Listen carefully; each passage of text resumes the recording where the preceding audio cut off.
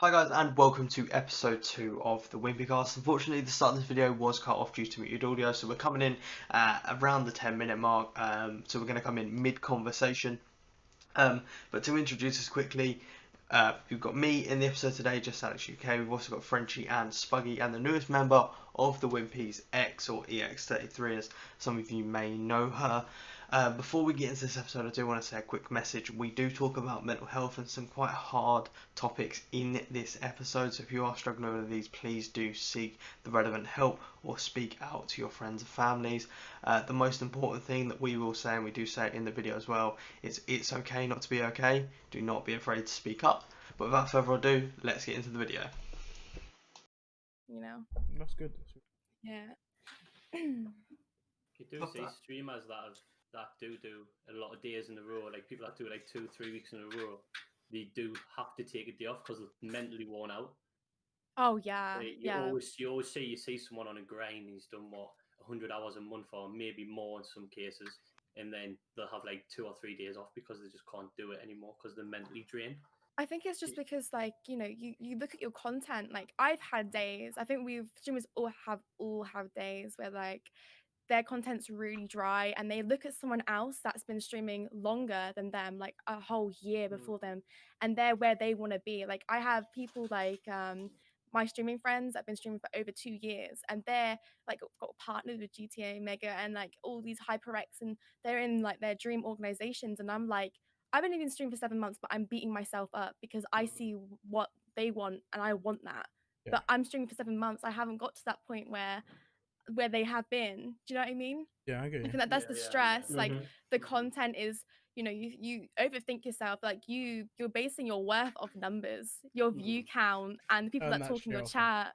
The view I count turned off. mine off a long time ago as well, and it The helped me relief. so Yeah. much better. Honestly, it helped me so much better, honestly. That's my number one tip to any streamer, at all, is turn your view count off, because it doesn't matter. Mate, if you're making content that you enjoy, other people enjoy it. Doesn't matter if it's one person in there. Doesn't matter if there's 100 people in there. True. These In a people day, are just still, stream for you. yeah, there's people in your chat because they believe in your content as well. No matter if it's like 5, 10. I mean, I average 45 viewers, but do all of them talk to me? No. Do you know what I mean? I have times when my chat's dead, but I'm not basing my worth off that, I'm basing off that I want to motivate to stream and I actually love it, and it actually pulled me out of a hard place. Doing, Yeah, exactly. Like, I have faith in myself for that. Something I say a lot is I care more about the 5 to 10 people that are in my stream than the thousands that are outside of it. Because those thousands outside of it, I really don't care if they come in or not. Because those 5 to 10 people in there have come to watch my stream for whatever reason it is. Yeah, Which it could be massively helping their mental health, getting away from something that they want to get away with. Essentially, like, everyone that games is escaping something. Do you know what I mean? We've all come to the internet. We've all gamed for something to escape something in our lives that didn't go well. I've always resorted to gaming when I got stressed out in my life because it's a coping mechanism for me. But essentially, when people come in my community, I cry. I'm such a softie when it comes to. I cry when people come in and they're like, "Courtney, you're so lovely. Like, I can sit down with you and talk about some things, and you wouldn't judge me now." And it makes me want to cry. Like, I just like, no one's told you that. I feel so heightened for some reason that no one's ever told them that they can go to someone, like another friend, and talk to them about their issues. Like, I have to be the one to tell them that. It makes me feel sad, but then makes me feel really happy at the same time. But yeah, I just want to feel that's so sad. Josh said something there in the chat. People not knowing your story and background is massive release when you come to gaming. Yeah, 100%. massively. Because no one judges you for who you are. Yeah, that's it. People don't know you. They only know you for what you do when you play. Oh yeah, of course. Like, I know a lot of people like in the chat and on this platform have a lot of opinions about Alinity. Where I'm like an advocate for Alinity. I mean, she's done bad things, but we've had the chance of like making mistakes behind closed doors and not being put on blast, whereas she's made a mistake and it's been put on blast for the whole, and no one's really thought about her mental health. Look at Breckful's situation. Do you know what I mean? Like, his heartbreaking, and I had to unretweet it because his whole chat was like, kill yourself, and he's live streaming, he cried, and I couldn't deal with that, honestly. Like, that broke my heart. Reckful's was dealing with loads and loads of previous all of his career, Yeah. wasn't he? Yeah, It was he was. I never really watched Reckful that much, and but when I did, it was always like he was talking and making other people feel better. Like I remember I watched a stream when Greek God X, he used to be this really big, like obese guy. And I remember the stream. This is one of the only Reckful streams I watched.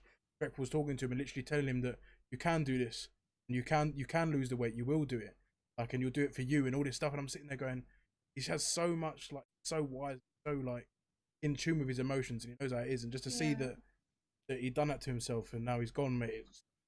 Even I don't really cry, but I shed a tear. He lost the weight as well, didn't he? He lost all of it. Yeah, and it's just, I think HTC said it as well. Yeah, it was just like, and the whole thing where, so basically they took a picture, him and Greek and Reckful took a picture together when Greek was obese, and they said one day, well, I'm getting emotional thinking about it. Oh no. Greek said there was like one day that they would take the picture again when Greek lost all the weight and they didn't get around to doing it. Oh, don't make me cry. That broke my heart. I was like, that hit me. I was like, he'd done all of that, he lost all the weight and wasn't enough time to do what they wanted to do. It was like, honestly, that is so heartbreaking. Like, making me actually tear up a little bit.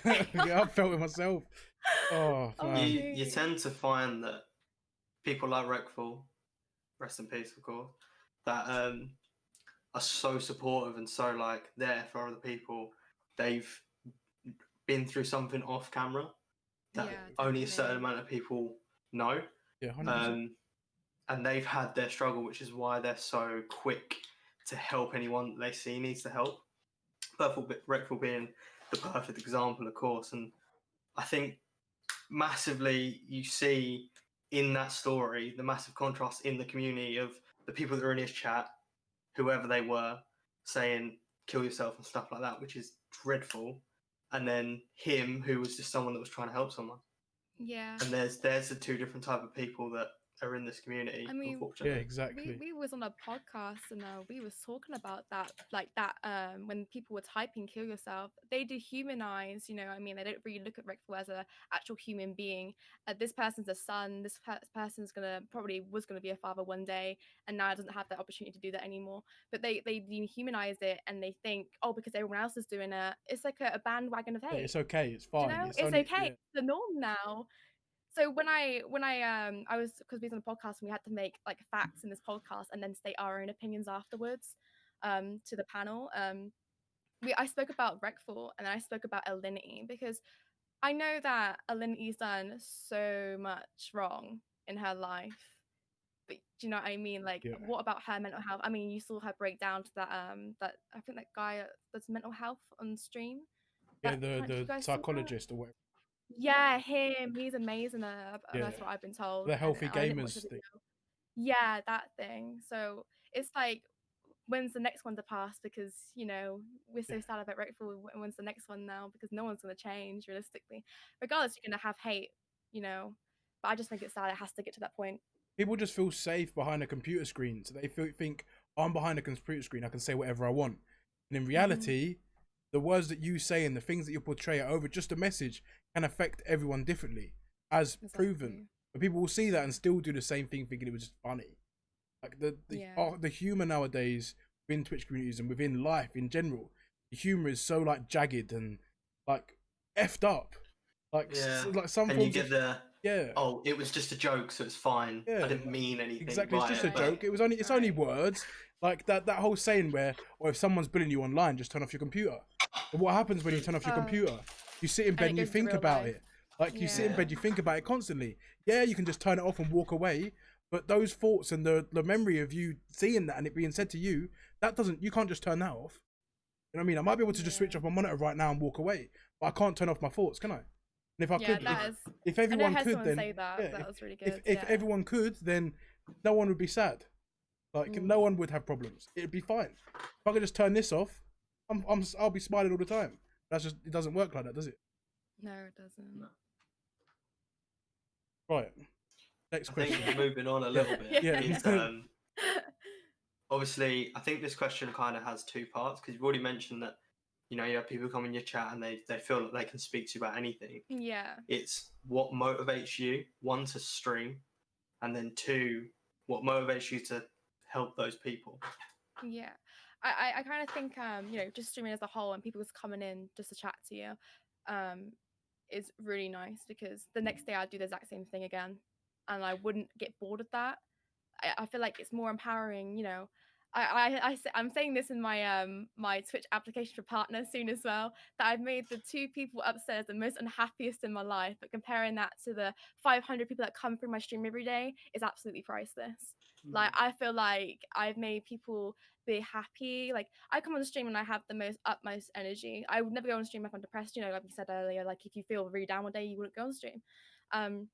Days I go on stream, I try my best to make everyone happy. Like, I talk to people. Like, obviously I get down that people don't talk, but I think the bigger picture is that, you know, I can actually potentially change people's lives that are not happy with themselves just by chatting to me. And I think that's really powerful as a streamer, you know. And I get that back as well. Like, in my community, my Discord, we made a red room. So the red room's something for mental health. And I said to my whole community, if you have anything you want to say, there's always someone in there to help you. We have people that are qualified as well in the Discord that actually work with people with mental health as well. So it's really helpful for I want to build a community that actually cares on the internet, instead of building something that, you know, it's kind of like XQC's chat. No, not dissing him at all, but, you know, I want a more of a caring aspect, you know, that we're always there, because mental health is, everyone has it, everyone's come across in their life, it's just there, you know. So yeah. That is possibly one of the best ideas I've ever heard from a Twitch streamer, is having that red room. And so for those of you that don't know, in real life, my job is within health and well-being, including mental health. So I've seen so many people and everyone's story is different. And it's nice that when we go into places, they have a place to come to, which is exactly what your red room is. Yeah. And I personally think that everywhere needs that. Everywhere needs somewhere someone can go and there's a safe place for someone to talk to. Like, I'd like to think that any of my friends in the Wimpies know that if they need a chat, they can say, or even outside the Wimpies, just say, Alex, can you jump on this for 5 minutes? I need a chat. And I'd be there in a heartbeat. Yeah, exactly. So I honestly tip my hat. That is an incredible idea. Yeah, I mean, it was really scary at first because, you know, I was like, is anyone going to use it? You know, but I became the first person, and it's a bit like, you know, scary because I've had people attack me for certain things before when I first started streaming. So coming out and making a red room like 5 months later after that incident happens, it's kind of scary putting yourself out there. But in my head, I'm thinking, if I make this red room, who's gonna be the first person to message in it? And I need to be the first person, because it's me showing as a streamer that anyone else can talk about the issues and it's safe to be in here. We made rules like, if you find someone's took the piss out of you for something you expressed in the chat, message one of us. They were being removed from Discord. They're not welcome in this community. You know, no one should be taking the piss out of someone else's for their issues. We've had that in chat before and we've removed them as well. You know, it's not very nice. But I spoke first and I said about, you know, I've struggled with my weight for so long in my life. Like, I was like, you know, 7 stone, and my height, 5'7". I'm very underweight. You know, I'm still underweight now. So I became the first person to talk about it. The feedback I got from my community, so overwhelming. Like, they cared so much about me. They were like, maybe you should do this, maybe you should do that. And, you know, it's not easy just to start, you know, buying a lot of junk food and start eating it every day. You know, it's not gonna be healthy for you, but it's a start, you know. It's a big start. And, you know, I feel like my community have really helped me, and I would not regret every single one of them that have come through ever, you know. Not Michael, Greg said in the chat there as well, we need to normalise talking about mental health. Oh, 100%. 100%. I've always said to anyone I've encountered, even if I come out of a sour friendship or we have an argument and we don't talk, I've always said to everyone that if there is any time in your life, no matter if you talk to me or you don't, any time in someone's life they need someone to talk to and they don't feel like they've got anyone, they've always got me, because I know what it's like to struggle. And I'll be the first person to sit there on any platform and speak about what's gone on with me and how my brain works. I'll be the first, because I think more people need to do it, and more people need to be honest, and because it will show everyone that, look, we are all the same. We all have issues. Yeah, they might not be the same. We might not be going through the same shit, but we still all have stuff going on that affects us on a day-to-day basis. And I think the big thing is with like media and with being like a personality, is that people are scared to show that side of them because of the negative reflection it will get off their audience, and will be used against them rather than used to boost them and used to go, look, you've got through that now and you're moving forward. It will just be used negatively.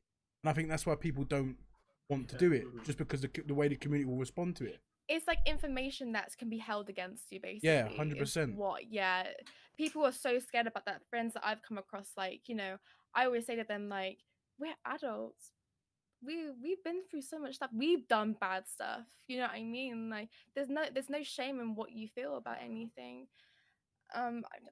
It is annoying when people are just like, you can use it against me, and I'm just like, bro, I've done some shit too, like in my life. I regret stuff in my life, you know. The reason people use it against you is because they've done just as bad stuff. They just use it as they're using you as a scapegoat. That's literally it. They're using you to mask their own feelings and their own emotion, which in turn is bad for them. But like, if they're gonna do that, then let them.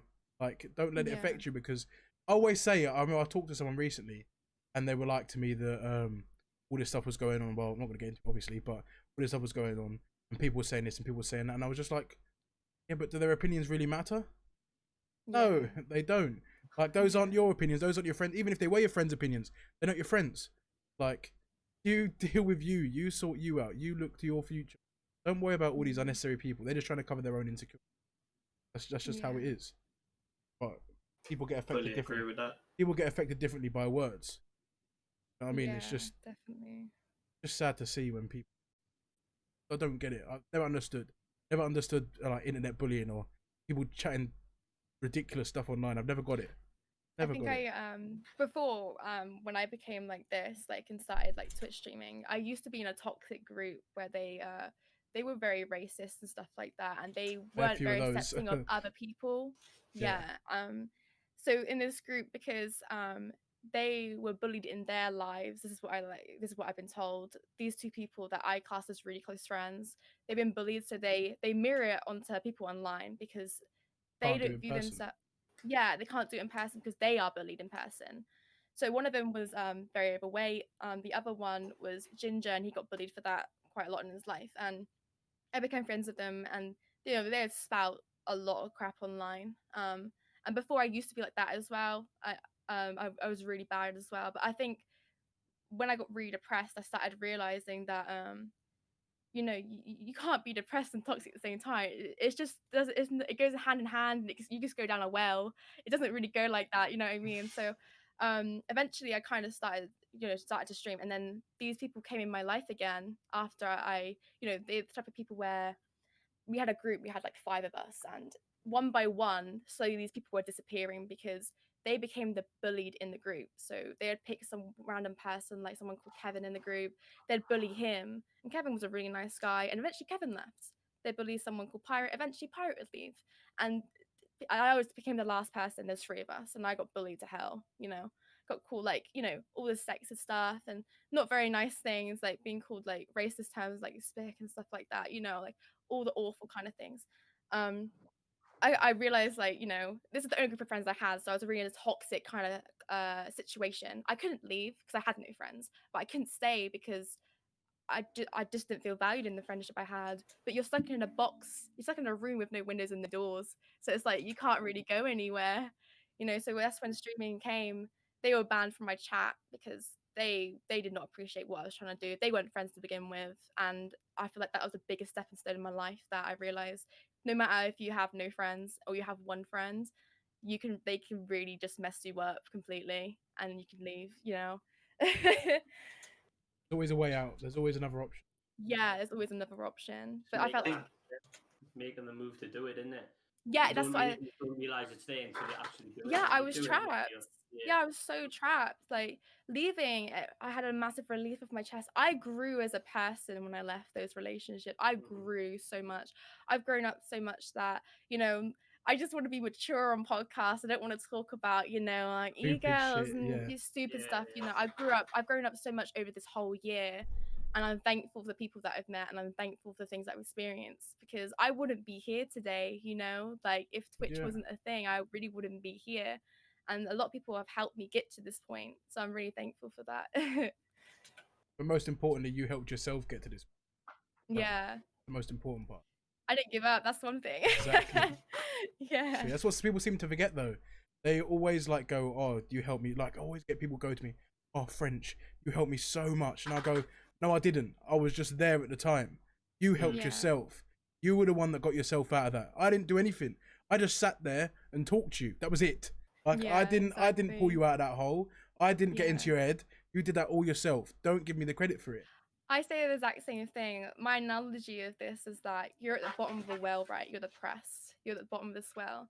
Your friends are at the top of the well. They hand you down the ropes, and just to try and you have to climb them. You're getting yourself out the mess, but they can only help you. You know, that's what I mean by the analogy. You give them the tools. Yeah, I might lower the rope, but you have to it. climb up. Yeah, exactly. You know, it's only you that puts in like 90% of the effort to get out. Exactly. You know, yeah. People should remember that. I've seen so many people don't remember that, and they always like, I feel like when they lose that person that helped them out of it, they're lost again, and it's sort of like, no, but you've got to realize that you're the person that got yourself out of that situation. No. Yeah, exactly. And yes, thank the people around you that were there, but you are a big person to thank as well, because you're the one that did it, and it takes a really strong person to do that, and it takes a really good mindset to do that, because it is fucking hard, really hard to get yourself out of a hole. But if you do it, you get it done. Yeah. I mean, it's great when you get out of the hole, though. I mean, you sometimes just like put your toes back in it, but it's so nice when you kind of just get out the whole situation. You feel so much better. You can really look at life like the beauty it actually is. I feel like before, when I was a bit younger, like I did a medical science course, and like you know, I didn't really, my friendship group we had at the time was we had dark humor. You know, we'd joke around about suicide, and because we dealt with it ourselves personally, we feel like we can joke about it, just a way of coping, right? A way of coping. So we'd joke about ourselves, joke about each other. It wouldn't hit us because, you know, we've had it, we've experienced it. There was one girl in class called Jade. I think I made a statement about it this morning in Twitter, but I never knew her personally. But this is the first time I've actually witnessed suicide, like kind of in the same room as me, but like, you know, in the same class as me. And it's a whole nother it's a whole nother experience that I could not personally explain to you what it feels like. But Jade, you know, when people say, like, when people pass, Jade was amazing, she was this, she was that, you know, they over exaggerate it sometimes just to appreciate someone's past because their life wasn't very good. But I honestly believe that Jade was a very nice person. She's very outgoing, very funny, wouldn't make you feel alienated, you know, if you spoke to her. I feel like a lot of things in her life went wrong. Eventually, after the first 2 weeks of her joining this course, you know, she'd be pulled out of class, and we had always wondered why. She was never in class. She'd take weeks off, weeks, and it gets to the point where she's back in class again, but she didn't act like her. Literally just drained, not even the same person anymore. Didn't laugh, wasn't just her. And I never really spoke to her on a personal level as a friendship level. This is why I'm getting the secondhand feelings of it.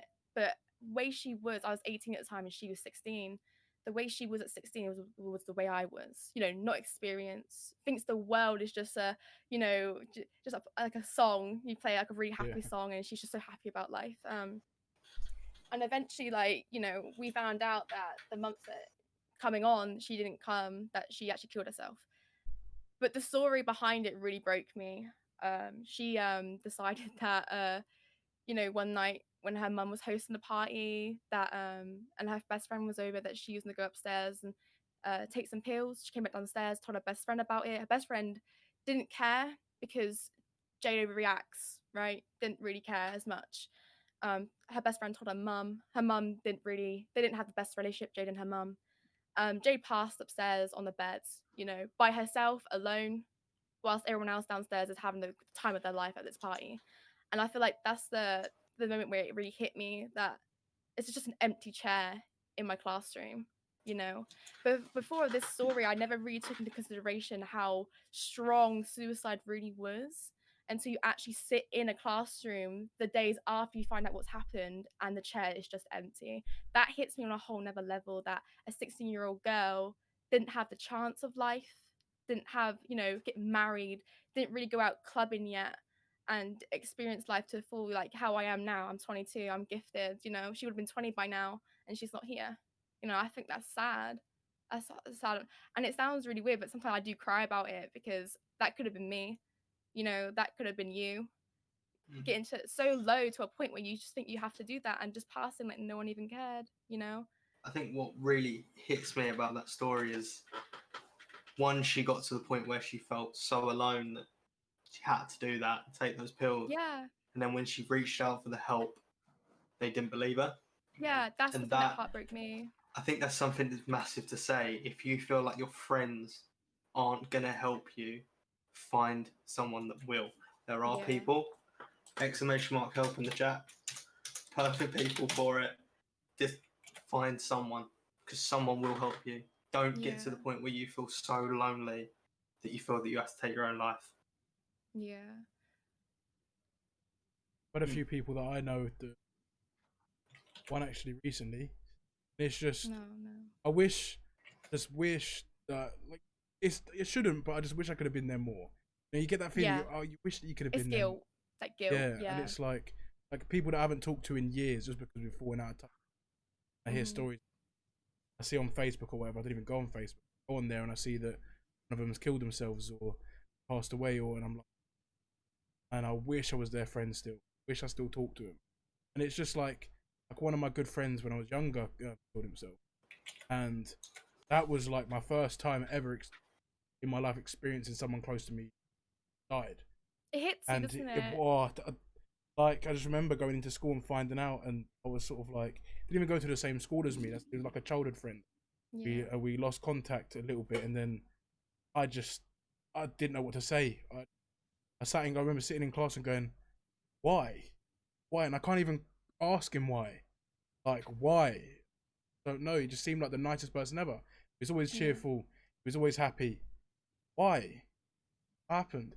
Obviously, me being young and obviously not seeing the signs that he was giving off and not reading it, I didn't know.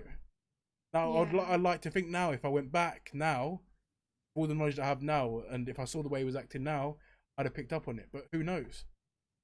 It's just, I mean, but you're so young though, you know, you don't understand like exactly. now how you do now. I was so young that I just didn't get it, and I was angry at him for it. I was really angry. I was like, why didn't you just message me or hit me up on BBM or something? Like, you could have said something. But like, now I look back at it and like, he must have been struggling so hard, and being so young as well must have been so rough. I think about it sometimes now. It's just, man, I mean, life's so fucking short, man. You have so many questions, don't you? After that happens, you have so many questions, like why, what has got you to that point, and you do feel angry. You're right, friends. Like, there's situations that I won't go into because they're not my personal situation. They're one of my friends, but he had someone very close to him attempt to commit suicide. He actually found them. Said they're still alive, but the immediate question for me as well, because it affected me and him, was why? Why did you? What drove you to this point? Why did you feel like there was no one?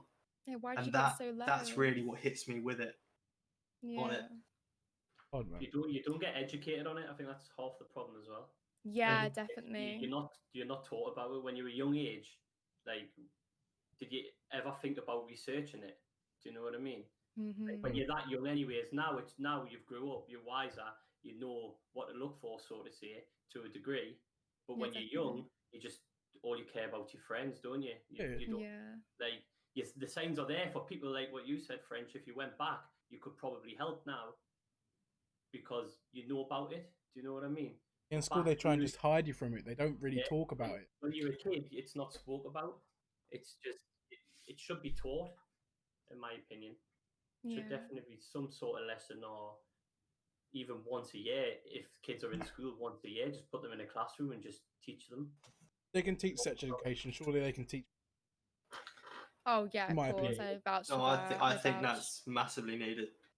Massively. If we can teach our kids about having sex, then surely we can teach them about the way their brain works. I mean, you've got to be you know, careful with what you tell them. Yeah, of course. But you have to be But careful what you tell them about sex as well. They need to be able to see the signs of someone struggling, because it can sometimes be the happiest person. Yeah, 100% it can be. Oh yeah. Just in one moment they show a sign, which now all of us having experienced and seen people that experience, we'd probably pick up on that sign. Yeah. But someone who is 16, just out with their mates and their friends, they don't see that. No, and then the next minute their friend could be, you know, trying to do the worst thing possible and commit suicide. Yeah. And that, we need to teach it somewhere. Yeah, we definitely do. Petition Especially started. with the internet's awful now. Everything's like, you've got to be so good looking to do X thing, or you've got to be able to do this, and people affects them because they can't do it, or people might look at someone on the TV and think, I'll never be that person. Yeah. Because, I don't know, maybe they might have a little bit of weight or whatever else. So everything's always comparable, or especially young people now. People who are growing up always comparing themselves to someone on the TV or someone they're watching on the internet.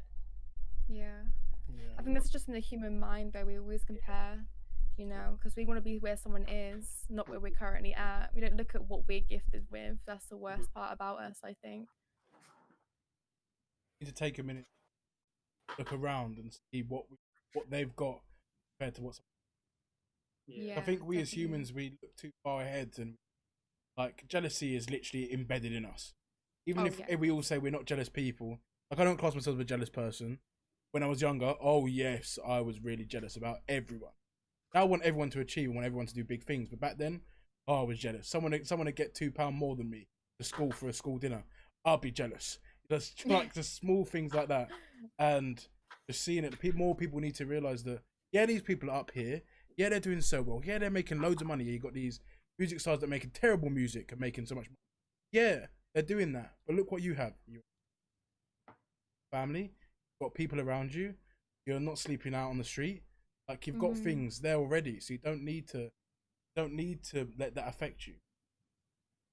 Yeah, I used to get jealous as well when I was younger, but as you grow up, I feel like you turn the jealousy into ambition for other people. Like you're pushing them. You know, I used to be jealous that my mum didn't have the best relationship. I went to my best friend's house and they were hugging, kissing, and I was like, why don't I have that? Hello, you know. But I was grateful that my mum worked quite a lot. She's a bouncer. She worked like day and night for me, and I don't feel as if she had the time to do that. But I'm glad we had a better, I'm not saying compared to them, those people, that we had a better life, but I had the basics that I needed and I just wanted more. Heaven said something in the chat there. I was jealous. I was a jealous person in schools. My family was fine. In my school had a lot of rich families. That's a massive one. Yeah, that's a big one. Yeah, it's a massive one. I think what I say on that, and those of you that know me know that I'm massively about mindset. Every day I start my day, I wake up, if it's in the car, if it's before I get in the shower, I chuck a motivational video on just to get me in the right mindset. And I think massively it comes down to that. My mindset has always been, I don't want to be him, her, or anyone. My person that I aspire to be is me in 10 years. Because that person in 10 years, he's smashing it. I can tell you now, he's absolutely smashing it. I'm going to be that person. Because then when you stop comparing yourself to others, you just compare yourself to yourself and you find ways to make yourself better. And that for me massively changed my life completely. And I have to give a shout. I don't think she's in it, but my other half is fantastic. She is the one that really sparked that in me to change. And if I go as far as saying, if that didn't change in me, there's a chance I wouldn't be here right now. Yeah, I think partners can really make a big change in mental health as well. Yeah, definitely. Yeah, especially if you found the right person that can really support you and really help you and actually is down to listen to you. Listening is such a big thing in a relationship, so fucking big. And just having someone there, it helps so much, Definitely, yeah. I agree with that 100%. Well, I got a question for chat and for the panel. What is something that you would tell your younger self to help the person you was back then to be the person you are now? Do you know what I mean? What would you say?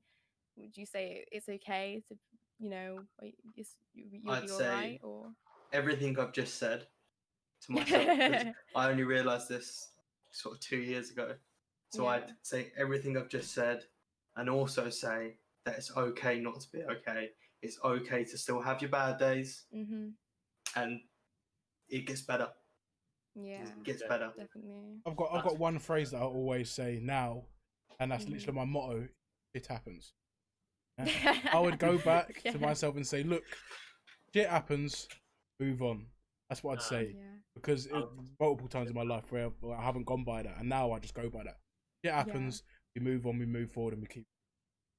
Yeah, I'd be exactly similar to that. You will have shit days. Everyone had shit days. Nobody's ever perfect every day. Nobody. No matter what you see, you could see the best, wealthiest businessman going that's got all the money in the world, all the cars, he's got whatever he wants. I guarantee he still has a shit day. Yeah, look at all the rappers that die from overdoses and stuff like that because they're taking so many drugs. Like they have all the money that they could ever dream of. Like just sitting, they can burn money if they really wanted to. They still ended up killing themselves, or they still ended up putting themselves in situations could be fatal. So yeah, definitely. I think as well another message is, so when you're younger, I feel like a lot of stuff is money driven, and that point that Frenchie's just made there is, money doesn't buy you happiness. Money will never buy you happiness. Find someone else. For me, my release has always been football. Now it's streaming as well, but it's always been football. And that's another thing that if I could have a conversation with myself for an hour, then just find that release earlier. Find something that you cannot think about anything else. So people that like stuff that gives them high adrenaline is because in that moment they're life or death, and they cannot think about any worry they have. So for me, when I was playing football, my mind's in the game.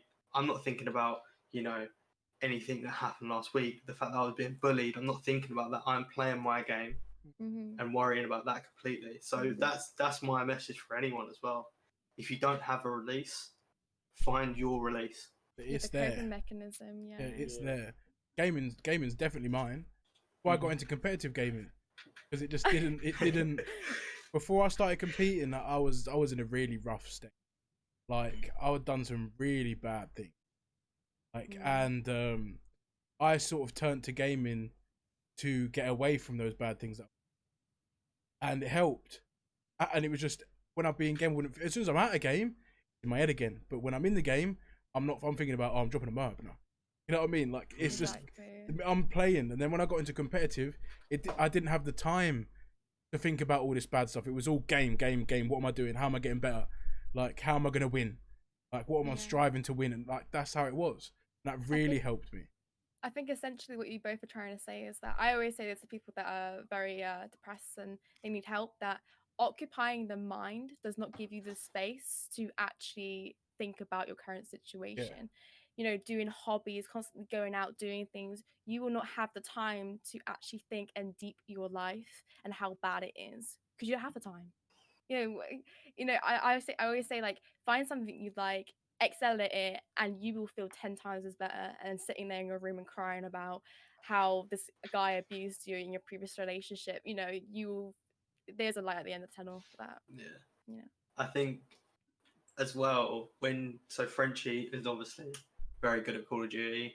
I've played football at a higher level than I ever thought I would, and me achieving those things, and I'm sure Frenchie is the same. When you went to your first event, and I know you dropped like a 50 bomb or something, that to me was me turning around to those people that bullied me and go, "Fuck you! Look at me now." Yeah, you know what I mean? Yeah, absolutely swizzed on. I don't know what a 50 bomb is on Call of Duty, so. Well, it's like it was 49. They're sort of like let me try and put it in Overwatch. You play Overwatch, right? Yeah. What's like if you were to have like a good game, how many kills would you get like in the game? I'm a healer, so I don't kill. Okay, let's say a diva then, like how many kills would you expect a diva to get per game? Like if it was an average game. Oh Jesus, like 50. It make me feel really good. Like 50, 60. It make me feel really good. Like I'm doing fucking some work. Like I'm doing and you're like doing work. So basically, a 50 bomb is that, plus it is about an 80 kill game, I'd say. If you're playing as at LAN, like your first map at LAN, like Because I imagine you at the ring, like getting tagged out, and you're just like having the water blast at your face and tagged back in. It was my first. So I didn't play COD for 2 days before this. I didn't warm up. I went on and just dropped a bomb, and I was just killing everything on the map. Like nothing was killing me. I felt unstoppable, and then we ended up losing the series. But you know what? Oh, that's amazing. But yeah, we won't talk about the series. We're just talking about we won't talk about the series. We'll talk about the one map. We won't talk about the series because I lost the series, but the map I dropped 49. But it felt great. I just felt like I went to events like when I was younger, like years and years ago now, and I quit in like 4 years ago or something, 5 years ago maybe. Yeah. And last year I competed again once, and I just felt like it brought me back to the time where I was like, when times were so much easier, when I'd come home and just play games.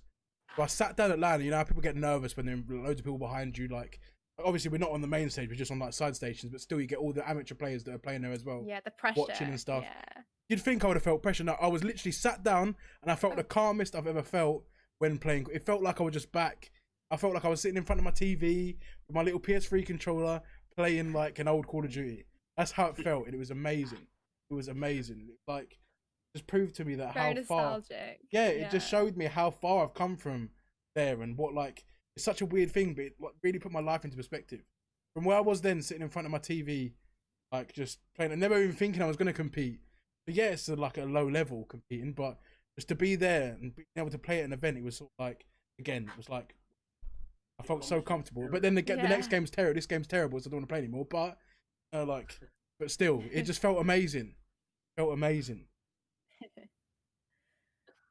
I wish I could compete.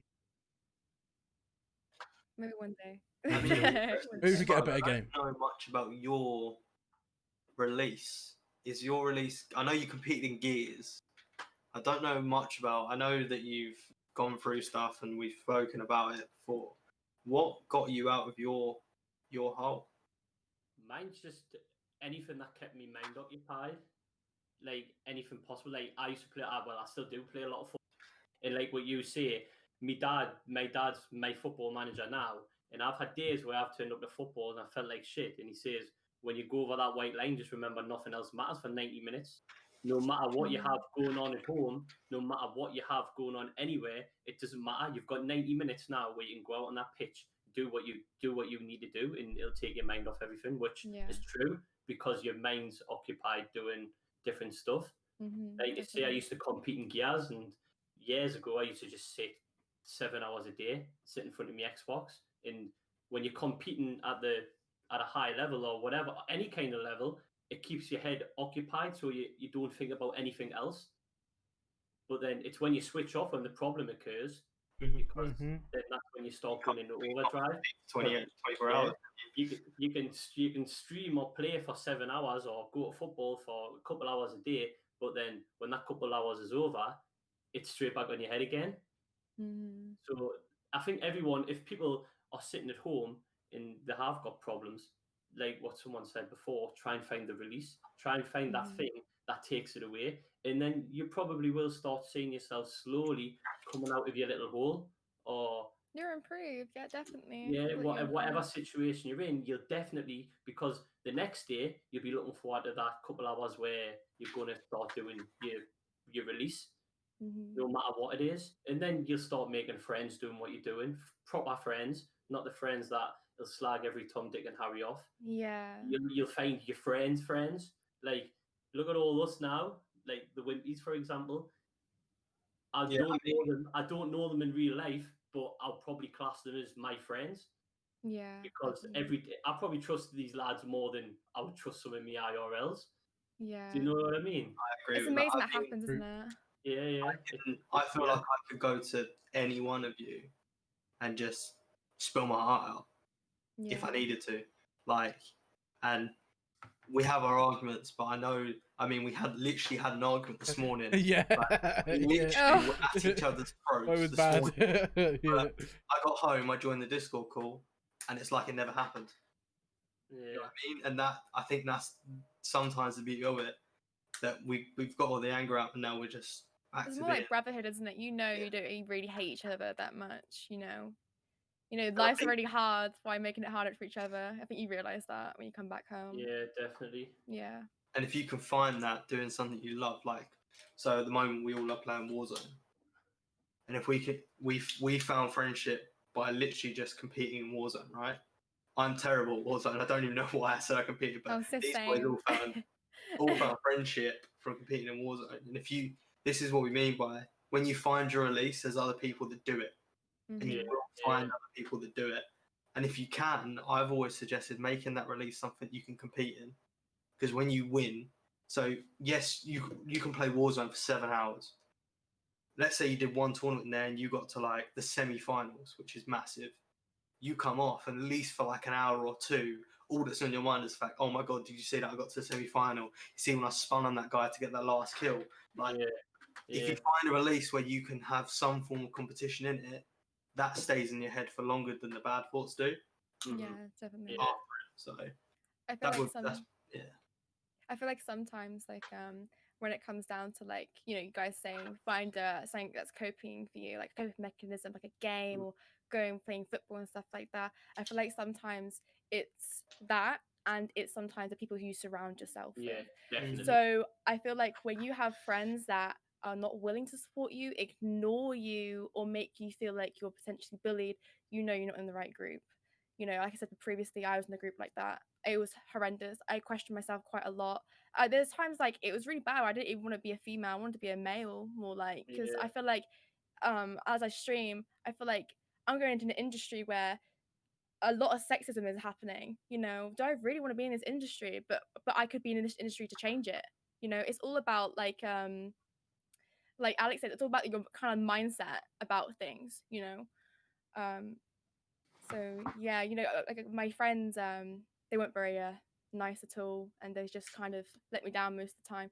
But when I started into streaming, I surrounded myself with other streamers. They had ambitions. Then that rubs off on you so much. When you see someone that has an ambition to do something, the amount of power behind the ambition that rubs off on you to change how you are and realize, oh, I want to be just like that. You know, it rubs off so bad. So I have all my Twitter full of people that write motivational things that push streamers, even though you've been streaming for a year and you're averaging 5 viewers. One day it could be actually be your day that you suddenly get 20 viewers, get more viewers, keep pushing. You know, I surround myself with people that have ambitions, have ways to go, have things that they have goals in life. So I'm like that. Surrounding yourself with people that don't give a shit about you is a complete opposite spectrum of where you want to be. Yeah, definitely. You know? That's massively. Like, the people you surround yourself with is more important than you know. And if you've got someone that, I don't care if you've known them your whole life, if they are a toxic person, you know, let's say they sit at home on benefits, they're mean to you, they bully you, they don't have an ambition to go and get a job, that will rub off on you. And that's massive. I used to have a massive circle of friends in real life. I now speak to 2 regularly and have 5 that I go out of my way to see. And if they call me at 4 in the morning, I jump in my car and go to do whatever they needed, right? I have 5 people that I do that for, because they're 5 people that I know have an ambition that they want to improve themselves. And that drives me on. And the other people that were in it they were bringing me down. Once you realise the people that bring you down, it's time to get rid of them. I don't care how good a friend you are. It's a big thing though, isn't it? Getting rid of people that you've known for such a long time. You have this connection where it's not even a good connection, but it's that lingering string. Do you know what I mean? You can't just chop it off.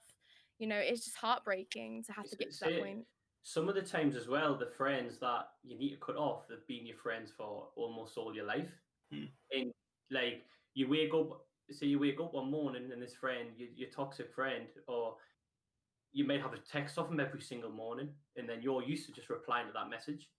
And then when it comes to the part where you've got to let it go and you don't have to do it anymore, you don't want to do it anymore, it is hard to do it.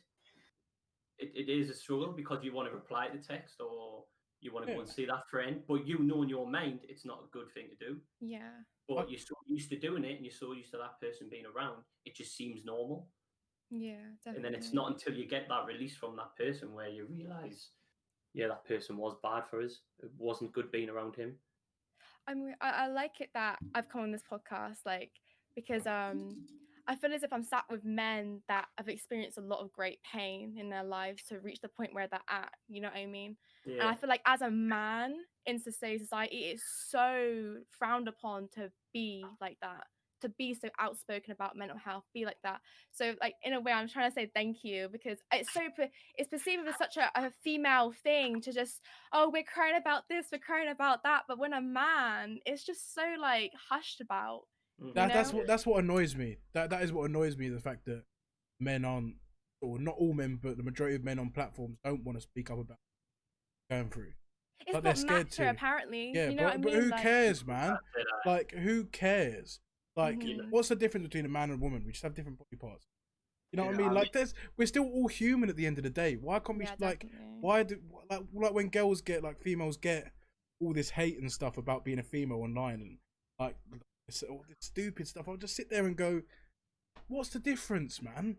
Like, we're all humans, we're all people. Like, like there's no difference here. Why can't we sit there and just have a normal conversation with like the other gender? Like, you know what I mean? It doesn't make sense to me. Why does there always have to be something else? Like, I sit in calls sometimes and people, like, there'll be one girl in a call or multiple girls in a call, and most of the guys just flop a female and flirt with a female, and I'm like, they're just a person. They're here for the same reason. Like, come on. They're here for the same reason as you. We're chilling. Like, why does it always have to end up in, oh, I want to hit on her, like, oh, I want to get with her, like, come on, man. Like, we've all dealt with shit. We all go through shit. We're the same. Like, we're the same.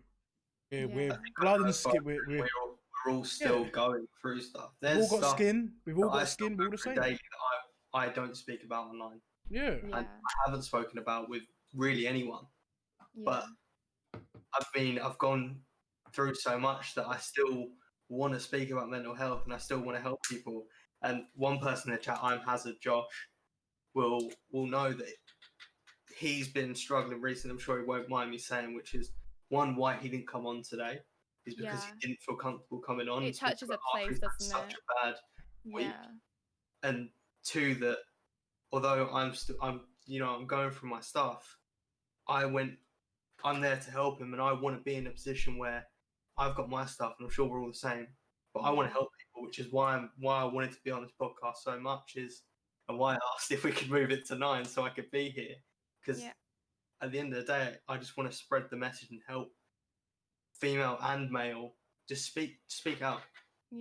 I like how it's I've only just like, I've messaged you a couple of times, or messaged someone else. Sorry, I don't know who I messaged about coming on this podcast, but I like how I've come on, and it's like you're a big advocate for mental health, but not only that, you're actually involved in it. Like, it's touched you on such a whole nother level that no one else, you can't even explain to us, that you're actually in the career to do that, because everyone here knows the pain that they've had. You know, they don't want to. You probably experienced it alone. That probably, you know, you don't want the next person to be alone, because you know what it feels like to be alone and be in your own head. And I feel like that's so powerful. Like, you know, Frenchy was saying, you know, how people would, like, when they were horrible to him when he streams. What's that guy that was he was a bit overweight, and I forgot his name, and he's friends with XQC. Yeah, Greek. Like, you know what I mean? Like, he had so much hate, and he pushed through that.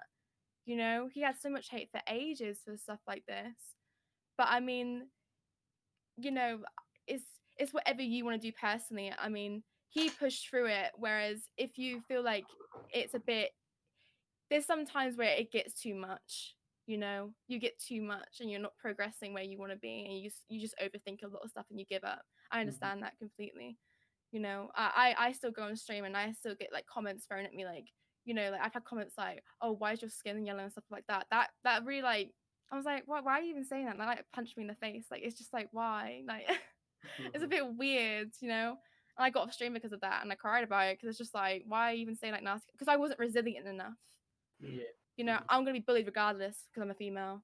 You know, I get shouted at games, like I get shouted at on games like, you're an e-girl, you're this, and I was like, yeah, and I still wouldn't fuck you. Like, I get, you know, I like arguing back. You know, I love arguing back. But you might as well, otherwise you're just gonna get like, it's sad that you have to do. It's so shit that you have to do that, but like, it's the only way to deal with it nowadays. People are just gonna say it regardless.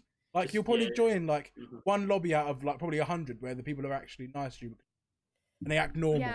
The other 99 made all stuff with guys going, "Oh my god, it's a woman, it's a woman. Oh my god, oh, can I have your number? Oh, I legit. Have you got only? Way. You never guess what? Oh my god. It's a female.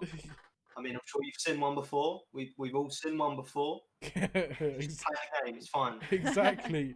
I want to win. I don't care who's in the lobby as long as we can win. That's what I'm As long as she's good at aiming, it's alright. Yeah, it's fine. I don't care if she's good at the kitchen. I don't give a shit. Yeah, I don't give a fuck. Man. I'll make my own sandwich, dude. Let's win this game. Like I feel like Twitch as a whole platform. Sorry, was you talking on? No. Oh no. Oh right. I was saying like I feel like Twitch as a platform. When I came on, it's so backwards. Do you know what I mean? Like, there's sex. I go out in public, I would not get half the shit I get online, and it's so weird to me. Yeah. Like, if people can say to me, "Oh, you're a female, that's why you get so many views." I can't help it that I look a certain way or I am assigned a gender. That you make it not my fault at all. You're shouting at me because apparently I'm getting loads of views, I'm getting loads of money because I'm a female. If you actually sat in my chat, you'd realize why people actually value me, because I value them. I respect them the same way they respect me. And like people would be like get back in the kitchen, or they say like stupid shit, and it's people are just so. I feel like on Twitch, because it's so backwards, it's the white male that is mostly the top hierarchy on Twitch. Like that's just my personal opinion because I've seen it quite a lot. That you guys have the ball in your court on Twitch. I'm not trying to say that you promote hate. I'm just trying to say like you have the ball in your court for anything. If you're a female, a white female is different because you're a female. You know. I mean, if we went onto Twitch right now, looked at the top streamers in most games, just general like speaking, a lot of them would be white males. And I seem to see with e-girls, barring a couple, they get to a certain point, but then no one else really goes in because they're like, oh, it's just an e-girl.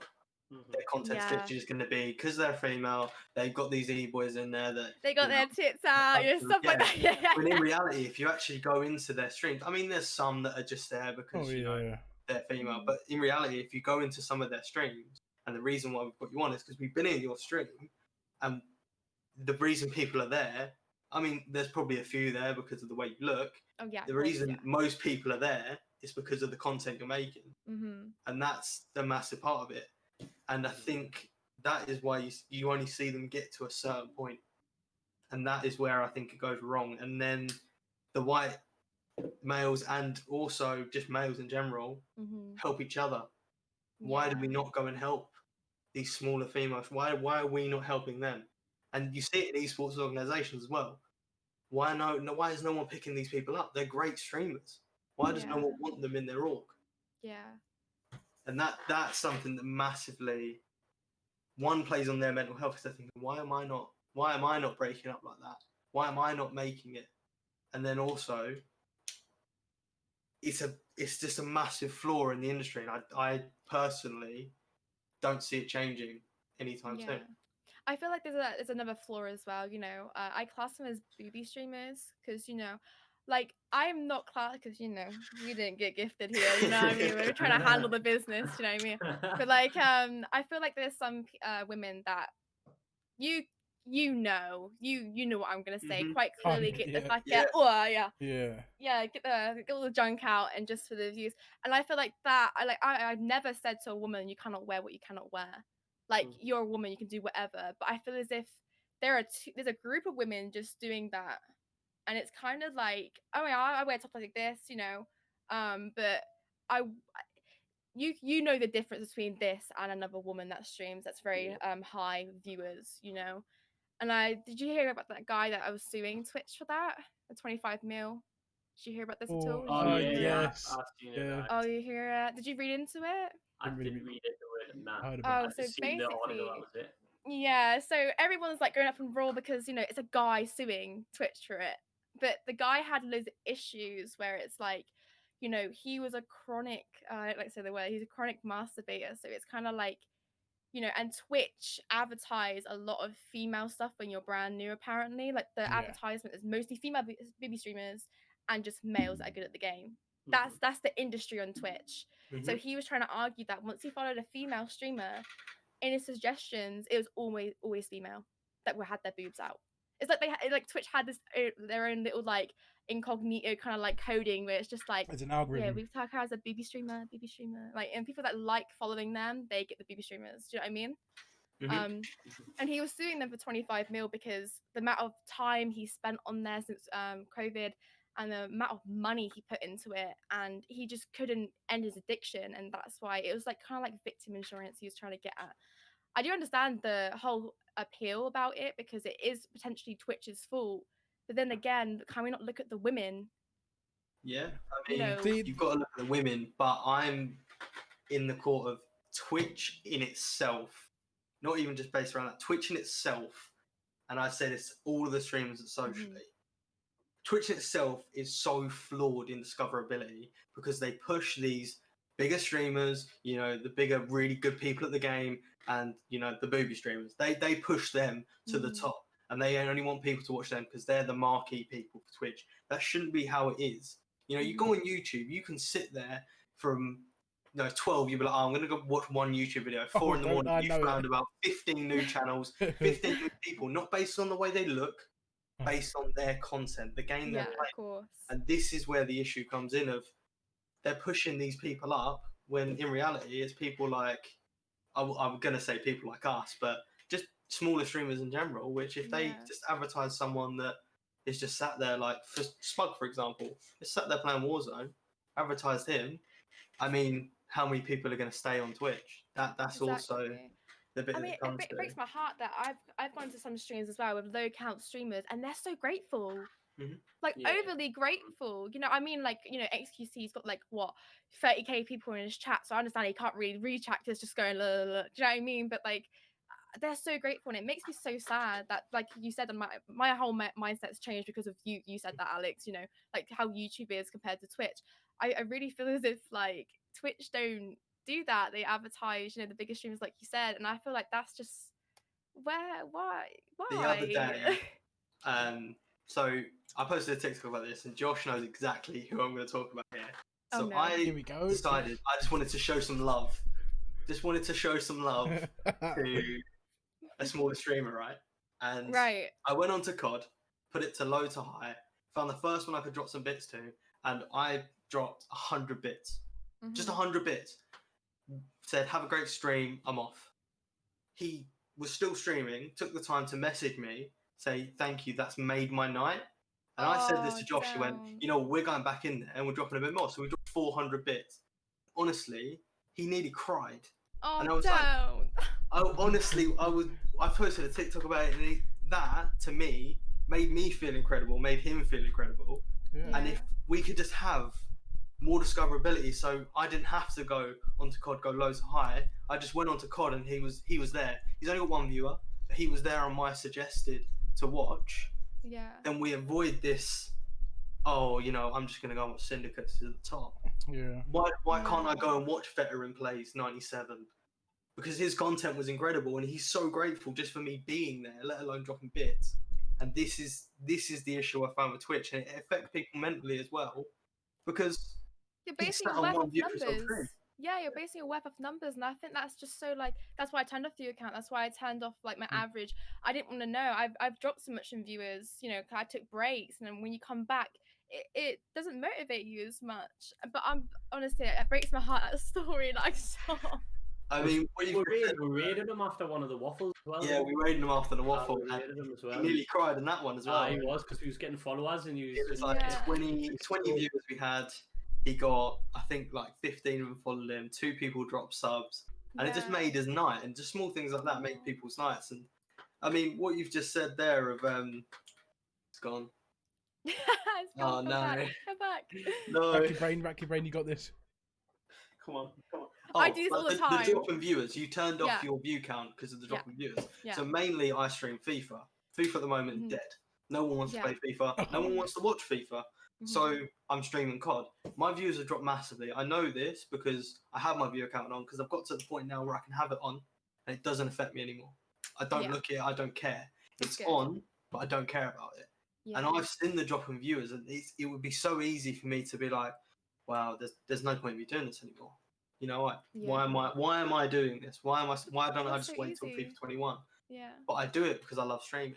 I don't care if, as I've said at the start, I don't care if I've got 1 viewer, if I've got 10. If that 1 viewer is in my stream because they need a release, I'm going to offer that release.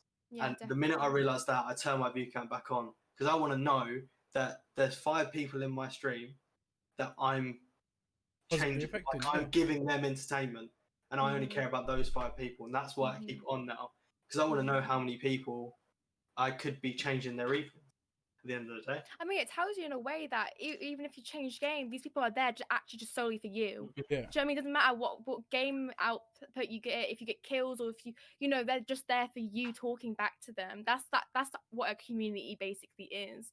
Not because how good you are at a game. I think talking back to someone is so powerful, you know? Massively.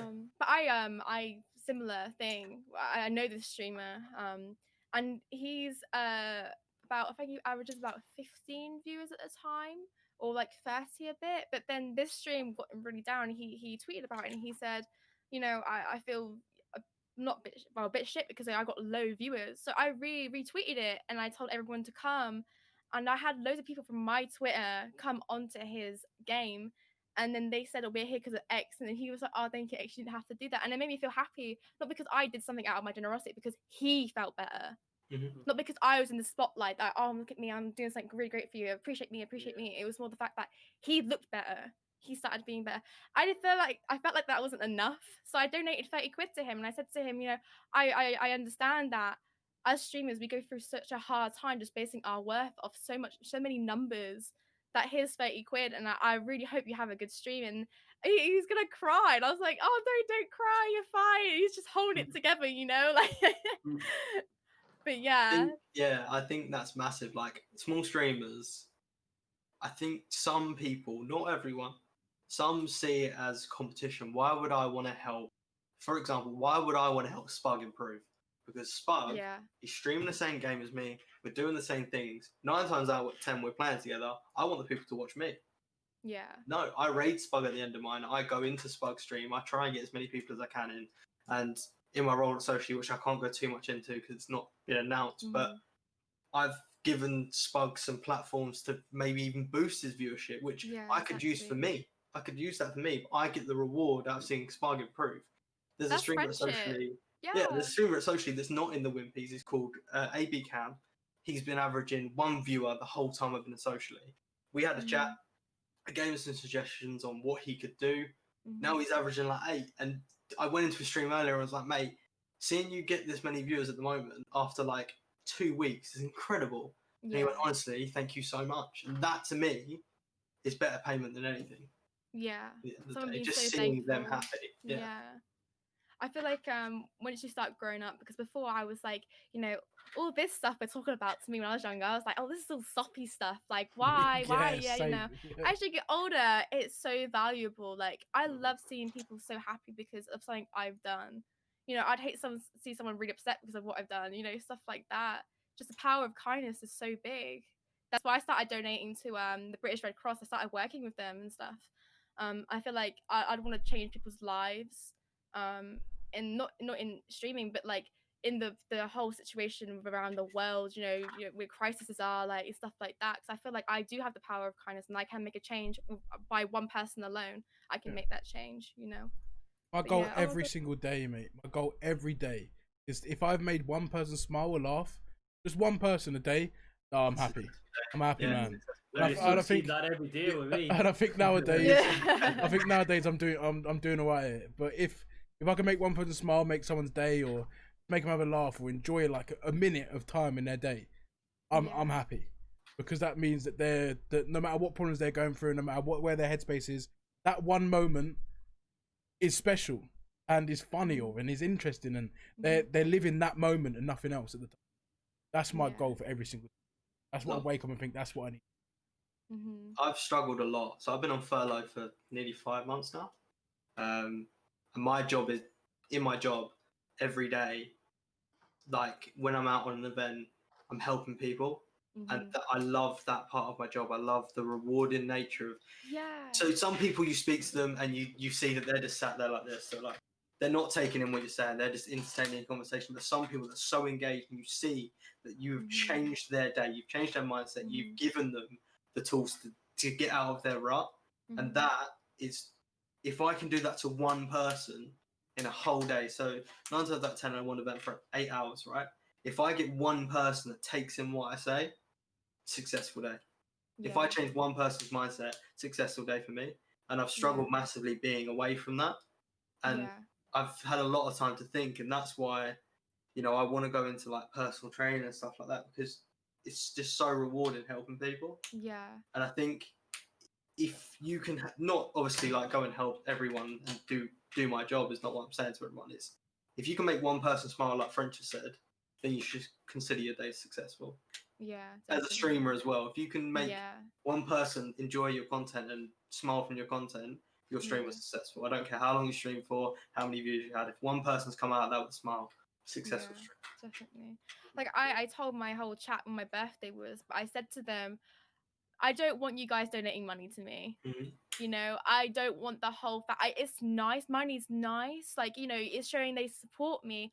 But I said, because it's my birthday, I instantly think, you know, when you have your birthday before you start streaming, your parents give you so much money. Do you know what I mean? I said to them, don't give me money. I honestly didn't. I'd honestly be upset if they gave me money, because all I want is a video just of them saying how much I meant to them, how much my content, how long they've been in my stream for, and then wishing me a happy birthday. I get to hear their voice and probably see them say it. That means a lot more to me than just money. You know, I've actually changed someone's life, but visually seeing them say happy birthday, I'd be crying by the end of it. Honestly, I'd be crying. I'd be in tears, like Niagara Falls everywhere. But you know, it was worth it. I ruined my Mac, you know, £50 makeup. It is cool. It's all worth it, you know. Seeing those people is more than any money they can give you. So I've had a massive supporter on my stream called Rossi. He's gifted me like 100+ subs, right? Oh jeez. And when I met him, he was averaging, and he was asking me all these questions about streaming and stuff like that. And I see him, and he's getting like average of 20 viewers. He's just broken 100 subs himself. And I say to him, like, mate, you don't have to come into my streams. Like, I'm so thankful. When are you streaming? When can I come in? When can I drop some? I'm like, mate, don't. Just seeing you so happy with how you're doing, and seeing him when he gets a sub, like how happy he is, and he deserves it so much because he's such a great streamer. Definitely. And just seeing that is payment enough for me. If he comes into my stream and drops some subs, I'm grateful for anyone that's going to come in and support me in that way. But if I can, like, seeing the effect I've had on him is worth more than me to any amount of money that he could have ever given me. Yeah. And definitely. that's where people go wrong with streaming, I feel. It's like giving back, isn't it? Like people, I feel like Twitch, you know, it's nice that, you know, you want to have a career and people support you. But I think giving over 50 quid or even like over 30 quid to me is like a lot of money. Like you could have had that yourself. Like you could have bought something with that, but you believe in my content. It's nice feeling they believe in me. They want to, but I think subbing is enough. Do you know what I mean? Sometimes. But, you know, if I want to fund, like I funded things on my stream, like my stream deck, and I've half the price of it because I know it's expensive, but I couldn't afford it, so I half the price, you know, and I made them pay half of it, and then me pay the other half, you know, because I didn't want to pay. It was like what 250 quid, I think, or something above that, like, or more. I made, you know, I just believe that, you know, some people just want to give you money because they support you on a whole. Any money I've made from streaming has been invested back into my stream, or showing love in other people's streams. Yeah. Any money I've made is showing love. Yeah. A lot of the money that Rossi's gifted to me, I've gone in and tried to show as much love as I can, because I wanted him to see that you've given me this money, but I want to give it back to you and show you that I've appreciated everything you've done. It's your turn to go and fly now. Like, you've given me this money, but I'm investing it back into my stream. And he probably knows that it was when he started doing this for me, it changed my mindset on streaming completely. Yeah. And he knows this. And because he came in and he came in at a point of streaming where I was down and I was gonna possibly even give up streaming, right? Yeah. He came in, showed me, I think he dropped like 5 gifted at first, and I was like, you know what? If Rossi's the only like, if he's the only viewer I ever get, I'm gonna do it for Rossi. Hiya. Like, if he's the only viewer, I'm gonna do it for Rossi. Yeah. And if anywhere I can show love, I will. So I've had people say to me, "How can I thank you?" The best way you can thank me is take this lesson I've taught you, or take whatever. And when you're in a position where you can help someone else, you help someone else. Oh, bro, I want to cry in this whole conversation. Like, this conversation is so wholesome. Like, this content is so wholesome right now, bro. I can't. I want to cry multiple times. When Frenchy was talking to me, I was like, oh my god, I need some tissues in a minute. I'll tell you, like, oh my god. But I feel like it's the gift of gifting and not receiving back, isn't it? What you're trying to say. It just makes you feel, oh my god, you guys have reached that. You're too far ahead of your times. Honestly, you guys are too far ahead of your times. But this is what I've always wanted to do, like on Twitch or on a platform, is that's why I sort of stopped streaming, because I felt like me playing games, no matter if I was good at them or whatnot, yeah, I just felt like I wasn't doing enough. It went over my arm, bro. Yeah, I understand what you're saying. I just felt like I wasn't doing enough, man. I just felt like all that I was doing, I'm just here farting in my heels. Yeah, sorry. That's fine. That's fine. It's fine. It's the ketchup. It's like nothing's in it. Like, it's fine. No, but I just feel like I wasn't doing enough, and I want to speak to people, and I want to talk to people, and I want to get in people's heads and explore. Like, and I want to bring people's real feelings out rather than the feelings that, like, the image that they give. Because I know everyone has two different people that they, especially when they're on social media, they show that person, the strong person, the funny person, the outgoing person. There is always that other person that's there, they hide, or that they're too scared to shine out to the light. And I'm so interested in people and the way people act and the way people are and the way people think. And that's what I've always wanted to do. Like, there were times when I used to stream, everyone's fucking breaking shit now. But when I used to stream, I'd sit there and I'd talk to my chat. I'd literally pause my game. And even if one person had come in, I'd have like literally a 45-minute conversation with this one person. I haven't even forgot my game's going. And that's what I really enjoy, is I enjoy talking to people, and I enjoy like talking them through stuff and making them laugh, or just like having a general chat. That's what I've always liked doing. And I think now we start this whole Wimpy thing. It's just what I want to do. I want to talk to people. It's nice though, when we suggested that, I saw that in you. Because I love it. I just like talking real. Like, I'm a real person, and I want to be real and just Frenchy, speak real. You're exactly the same as me. Only like 2 weeks ago, I started going on someone else's podcast, and I love talking about the controversial side of Twitch, what's happening, the Rexfield's death, everything that's happened, and even in life as well. I love just voicing an opinion as a female, because I feel like on Twitch, I'm not gonna lie, a lot of my opinions would be hushed. You know what I mean? Because I'm not a white male. I don't have that. It's the Twitch backwards kind of thing I'm getting at, not like real life, like how it is in the UK. You won't be heard. But, you know, yeah, I want to be heard in my opinion. I'm a very opinionated woman though as well. Like, I like having my voice heard. I think everyone does though as well. But that's good. But I got a question as well. Go ahead. Do you want to stream? What is the mindset you have? Like, what is it? So I've always said that I would stream, yeah. But the only thing I would do is, if I was to stream, is just talk to people. But it's so hard starting off a stream and talking to people when you've got Nightbot and Wisebot in your chat, and that's it. You can't really have a conversation with them. Yeah. That's what really doesn't motivate me to stream. Because I don't want to, I love games, and games is what I do every single day. Yeah. But I don't get to interact. I'm just playing games. And when it comes to games, I'm very serious. So I'm playing my heart out every game that I play. I'm concentrating to fuck. So I don't really have the time to just turn to my chat and have a conversation, because I want to win. So it's like, if I was going to stream, for that. if I was going to stream, I'd want to just sit there and talk to people and do that sort of wave, like just helping people, racking up conversations, asking people how they are, and seeing just random people, like the amount of people that have like come to me that I don't even know, and I've just talked to and had like hour-long conversation with them. I haven't even talked to ever in their life, and we'll sit there and they'll go through their whole life with me, and then at the end of the conversation they go, I've never told anyone this. Like, and I'll sit there and go, but I've literally met you for an hour. We've not even talked, and that to me is like, that's what I want to do. I want to talk to people, and I want to make people feel comfortable. Saying to you that you're so comfortable, they're so comfortable with you as a person, just talking to you about that stuff. That's really powerful. Like, they don't I love doing it as well. You. I just love doing it. I love being a person that people talk to, and I love listening. I love you, French. I just love listening. I think what you've just said there hits the nail on the head. So we had a massive argument earlier.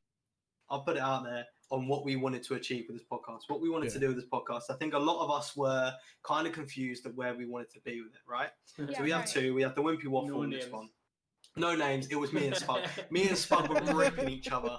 Me and Spug were absolutely killing each other. But I think French has just said there and hit the nail on the head of everything we want to achieve with this podcast. We want to get people like you, people we can get on that speak about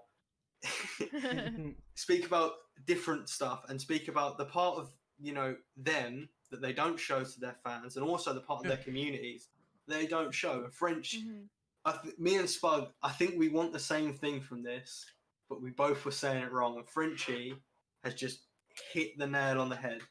And honestly, I'm going to say it, I couldn't think of a more perfect guest for what we want to achieve. I mean, realistically, you probably, how long has this idea been evolving, like this whole Wimpy cast thing? How long has it been on for? I think we've all wanted to do something like it for a long time. Like, I wanted to do something like this with my streams for ages. I did like a whole, like, the only YouTube video I've got is me talking about goals and motivations for Twitch, because that's what I do in my personal life, and that's what I want to be able to do on Twitch, to speak to people and bring stuff out. So I've wanted to do it for ages, I think, but the actual Wimpy cast itself and the Wimpy idea, I don't know, we've had it for like, what, 3 weeks now? Something. I feel like 2 or 3 weeks. Rome wasn't really built in the day, and you're all gonna have different mindsets about what you want. I feel like it's making that middle ground between you all, you know? Finding out what you all guys want and just finding that middle ground of how you guys can excel at it. Because I feel like, I'm not gonna lie, it's just bad for me saying this. When someone DMs me about coming on this podcast, someone said to me, I don't know if you know it is *AJ. Yeah, we know. Trust me, we know. I'm not gonna lie, we got wind of what Astrid was saying to you, and we all watched your VOD at that stream. Of what Astrid was saying. And I'm not gonna lie, I had a DM written out to Astrid asking why he was like basically saying, telling people not. But I didn't send a DM. But I didn't send it. I was being a good boy. Honestly, Astrid, good boy. shit. I know Astrid. I spoke to him a couple times in DMs, but I felt as if he was like warning me, don't go on the podcast, they're gonna jump you. And I'm like, oh my god, what are they gonna say to me? Like, oh, do you get your tits out on stream then? Is that how come you got viewers? I thought like it was gonna be like one of those, and I was like, I'm ready for this drama. Let's go. The thing with Astrid, and I think the reason he said that is because he knows us, or he knows Dreads off stream, and Dreads probably speaks about, you know, how we are as mates, right? You know, we know there's a limit of what to ask. We know at times we are just a group of lads. At the end of the day, off stream, we're a group of lads. We say stuff, we make jokes. We are who we are, right? But we know there's a limit. And I think Astrid kind of judged us off what Dreads has said about us as just people, not like us as second-hand stuff then. Second-hand, what he's heard from Dreads when we're having a laugh and joke with the lads. Right now, we're not having a laugh and joke with the lads. We are, need I say it, we're just a little bit more professional. You know, we've got different sides to us, and we will show all of our personality. But we know there's a limit, and we know where to stop. I mean, I hate like, you know, sexism, but you're a group of lads. You're gonna joke about dark humor. You're gonna joke about all sorts of stuff that you wouldn't be perceived in the Twitch eyes good. You know, I've done that. Everyone in this chat's done that. Yeah. You know, like basing it off one person, what someone said is just ridiculous. That's what I'm gonna say. But I thought he was friends with you lot. That's why I thought like, oh. Astrid does play Warzone with Dreads, and Dreads is. Yeah, Astrid's probably just taking a piss, mate. Astrid, in the nicest way possible. We love you. We don't know what you was trying to do. If I'm being honest, I don't really care. I don't really care. I don't care what you was trying to do. But there's no hard feelings, and I love you. At the end of the day. You. I mean, I barely even know you are, but love you. I think he probably was joking. Me and Josh were triggered by it. Like, really triggered. Especially me, I was fuming. Yeah, you were fuming, mate. In my mind, I was like, if he costs us a guest, I will kill him. Like, I will literally kill him. In a loving way, guys.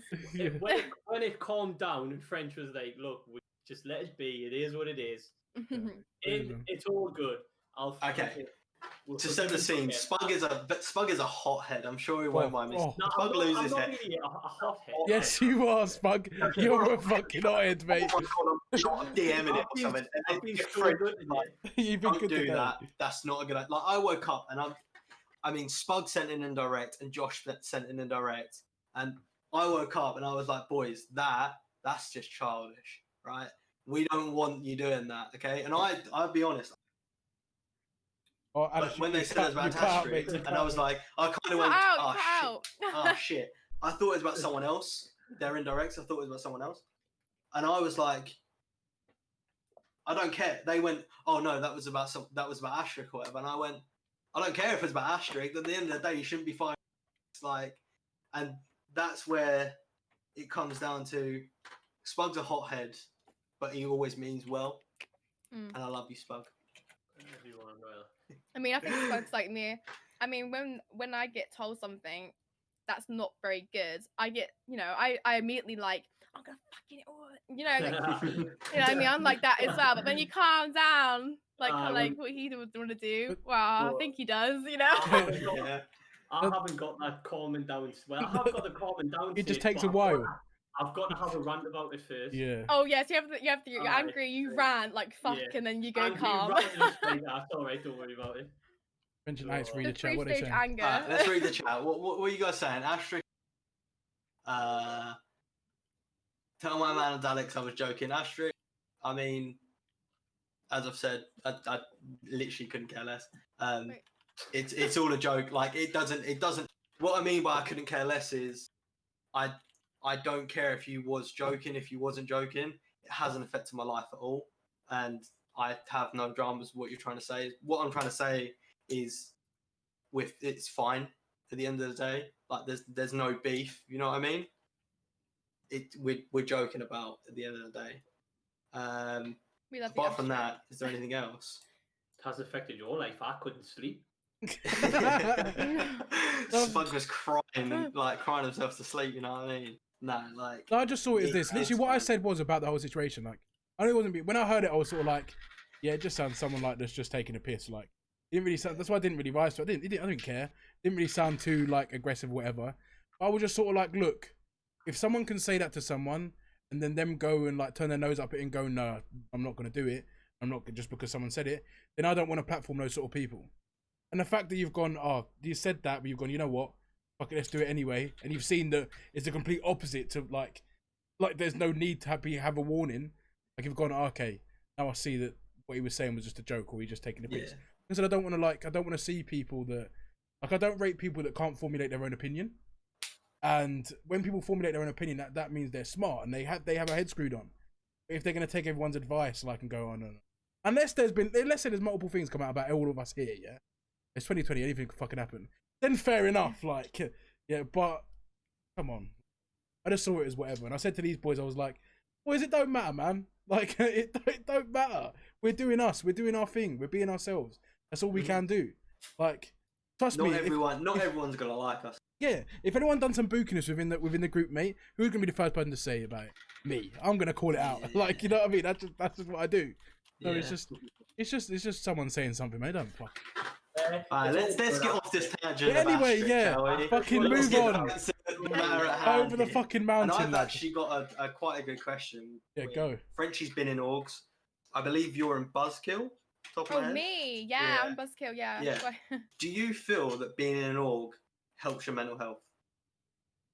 Does it help you cope with the stresses of being a streamer?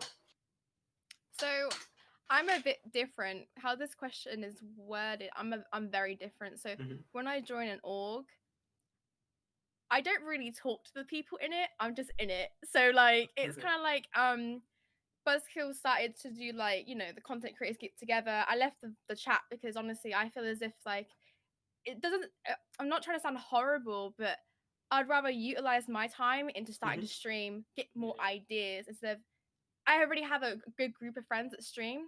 It's always expanding, but I feel as if like spending, you know, I would spend an hour in a voice chat with people at playing games. I spend about 5 hours and the 20 hours the rest of my night in that group chat. So, you know, I'm really bad at timekeeping. So I avoid that. yeah, I don't really think it impacts my mental health really. Yeah, I mean, fair enough. I think, you know, orgs help you when you first start off as a streamer, because you have that push where they have on Twitter the following, they reblog your live, and then you get more viewers, and it's just a stepping stone essentially for that.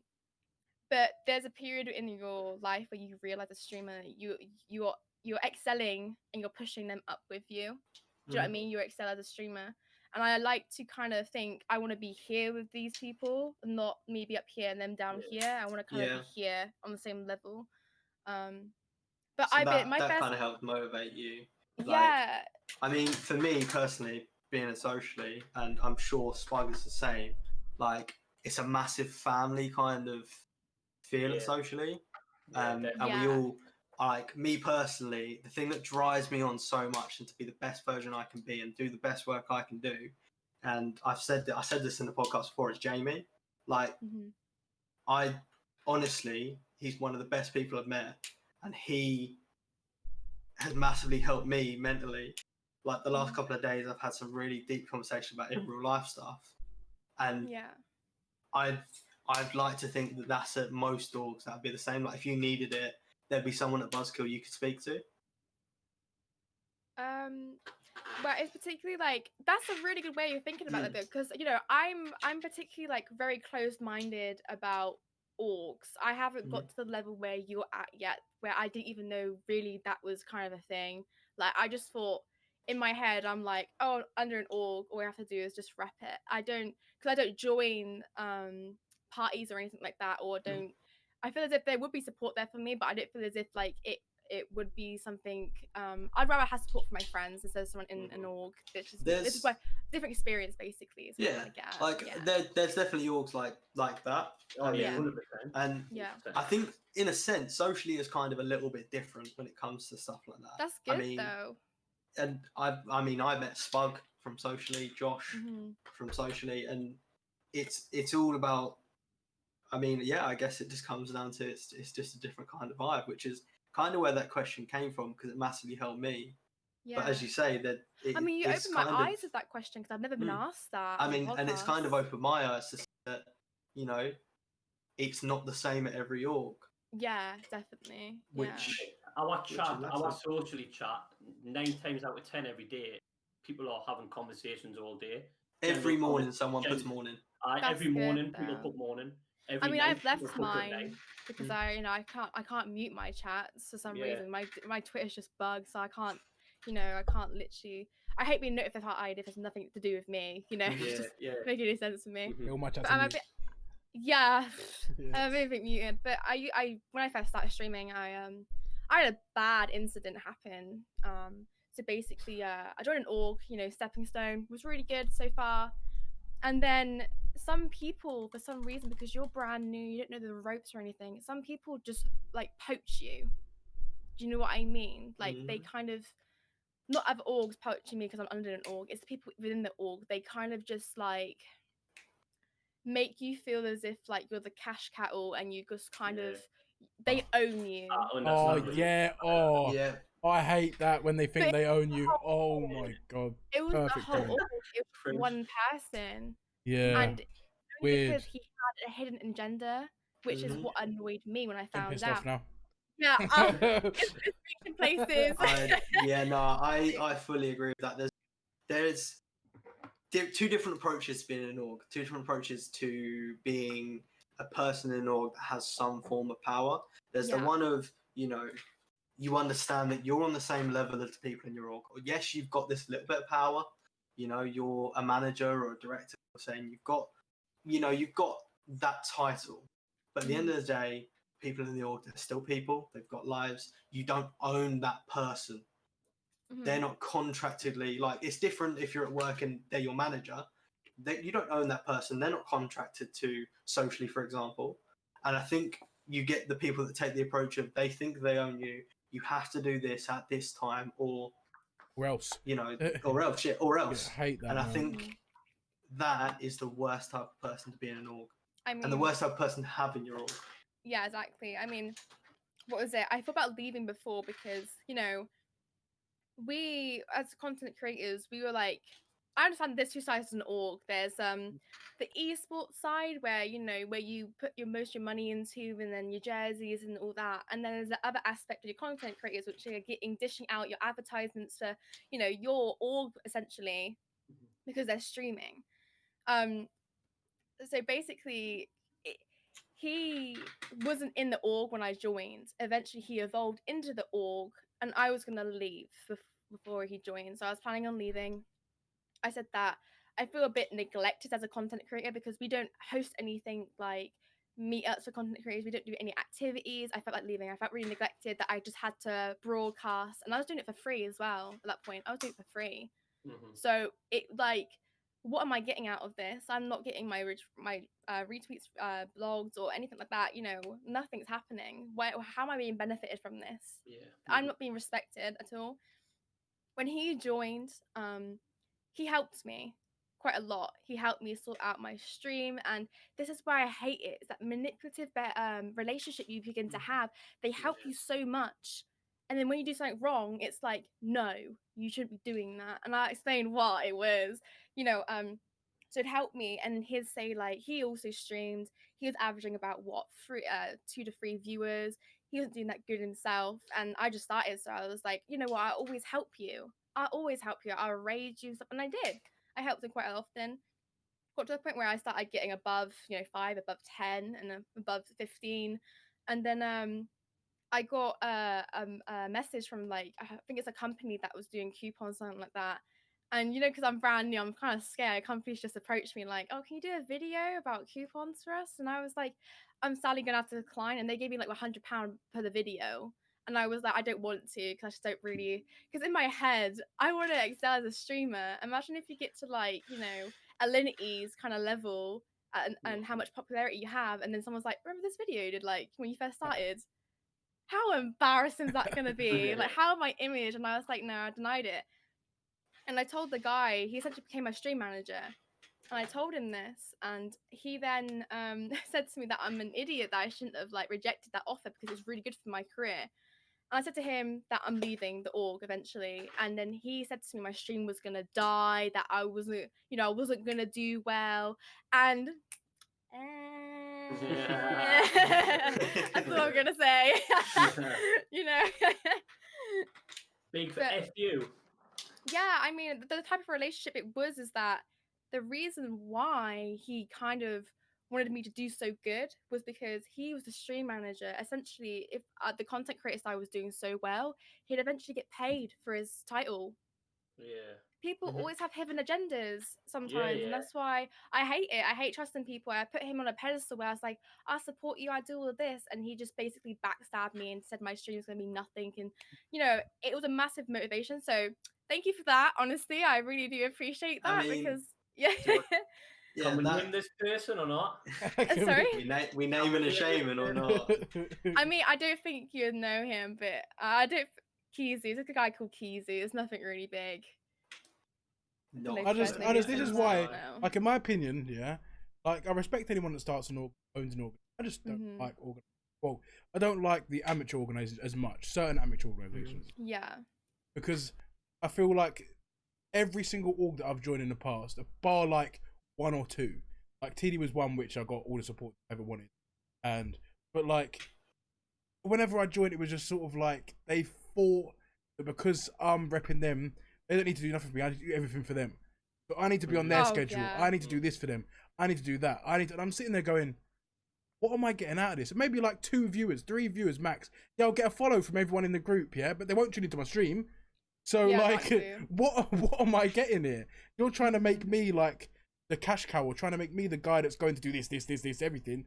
I'm like, what am I getting out of this? Like, what? Just my time's getting torched. Like, I never respect it. And then they feel like they own you and they rule what you do on the internet. You like, I'm a very outspoken person.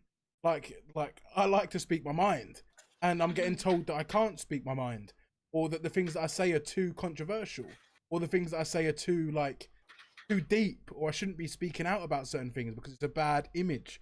And I don't rate that. I say what I want to say. I'm going to do what I want to do. Like, yeah, of course, I'm not gonna try. What he wants. Yeah, I'm not gonna say stuff that's gonna get me banned because I would never say anything like that anyway. In my normal life, but still, like, I'm gonna speak my mind. I'm gonna speak my truth. Like, and I'm gonna be honest and open with who I am and like what my experiences are. And if people don't like it, guess what? Get fucking stuffed because I'm gonna do it anyway. That's why I never really liked orgs that much. Never really that's liked a massive orgs. problem with orgs. Yeah, it's a massive problem. Is that not all of them? There are some that aren't like that. Socially being one, is they want everything you can give, but then they won't give you anything back. Like there's no form of getting back, and that's something that I want to put myself into a position to make sure that never happens again socially, because I know it's happened in the past, and I'm sure people in socially won't mind me saying that it's happened in the past, and I want to put myself in a position where that's never going to happen again. Every single streamer is going to feel like they are valued at socially and they get something from it. Do you want to job at Buzzkill? Is that all right? Do you want to come with me and just come to Buzzkill? I don't mind. Like, I'll poach you anytime. Like. I mean, I'm 99% sure my bot chat, so I'm going to decline on stream. Off stream conversation. Off stream conversation. Yeah. For the record, Jamie's not there, so you can crack on. He's not. He's Greg. Michael don't do anything anyway. It's fine. But yeah, that's what I really want to do. That's nice that you're on that team, though. Like, you have a lot. Yeah. Oh my god, socially, I'm so fucking glad to have you. Oh my god, if you didn't have socially, I'd be poaching you. I'm just saying. Alex, you want to know my opinion, Alex? You know what?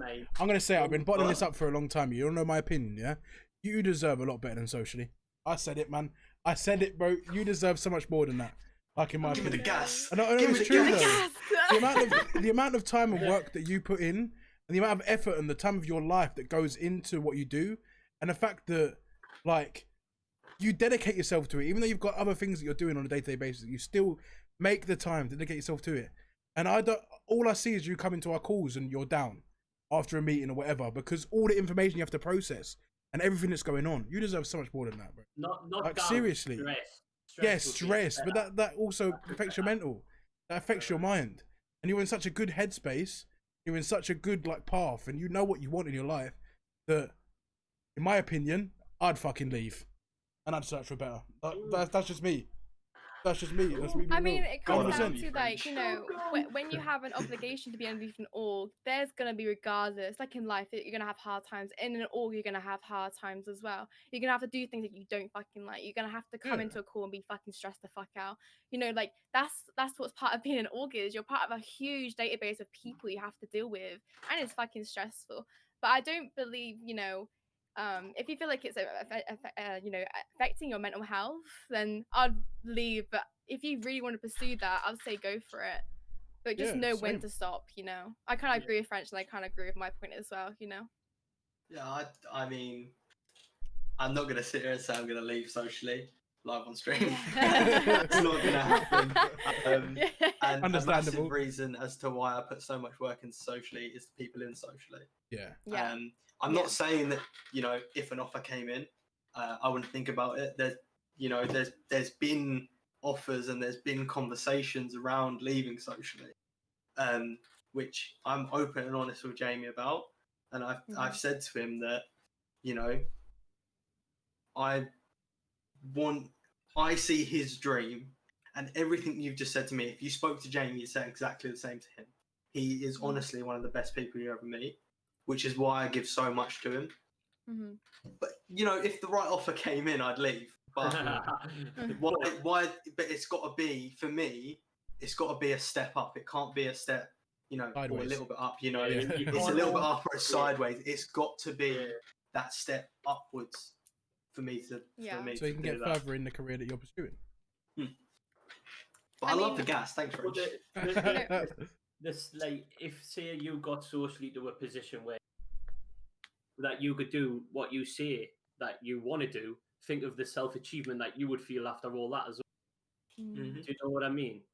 But like you say, you could never leave and go level pegging, because then you can't always be at that position. If you want to go up, you've got to climb it. You can't just say, right, I'm leaving, I'm going to go to this org, and that org's exactly the same, if not worse. Like, then you're not going anywhere. Essentially, you could be going back. You know what I mean? Starting over again. So yeah, I mean, in my new org that sorry, change subject, but in the new org I'm getting paid for advertisements, so it kind of like, in the other org it was like I'm not getting paid at all, and it just felt like half-assed, neglected.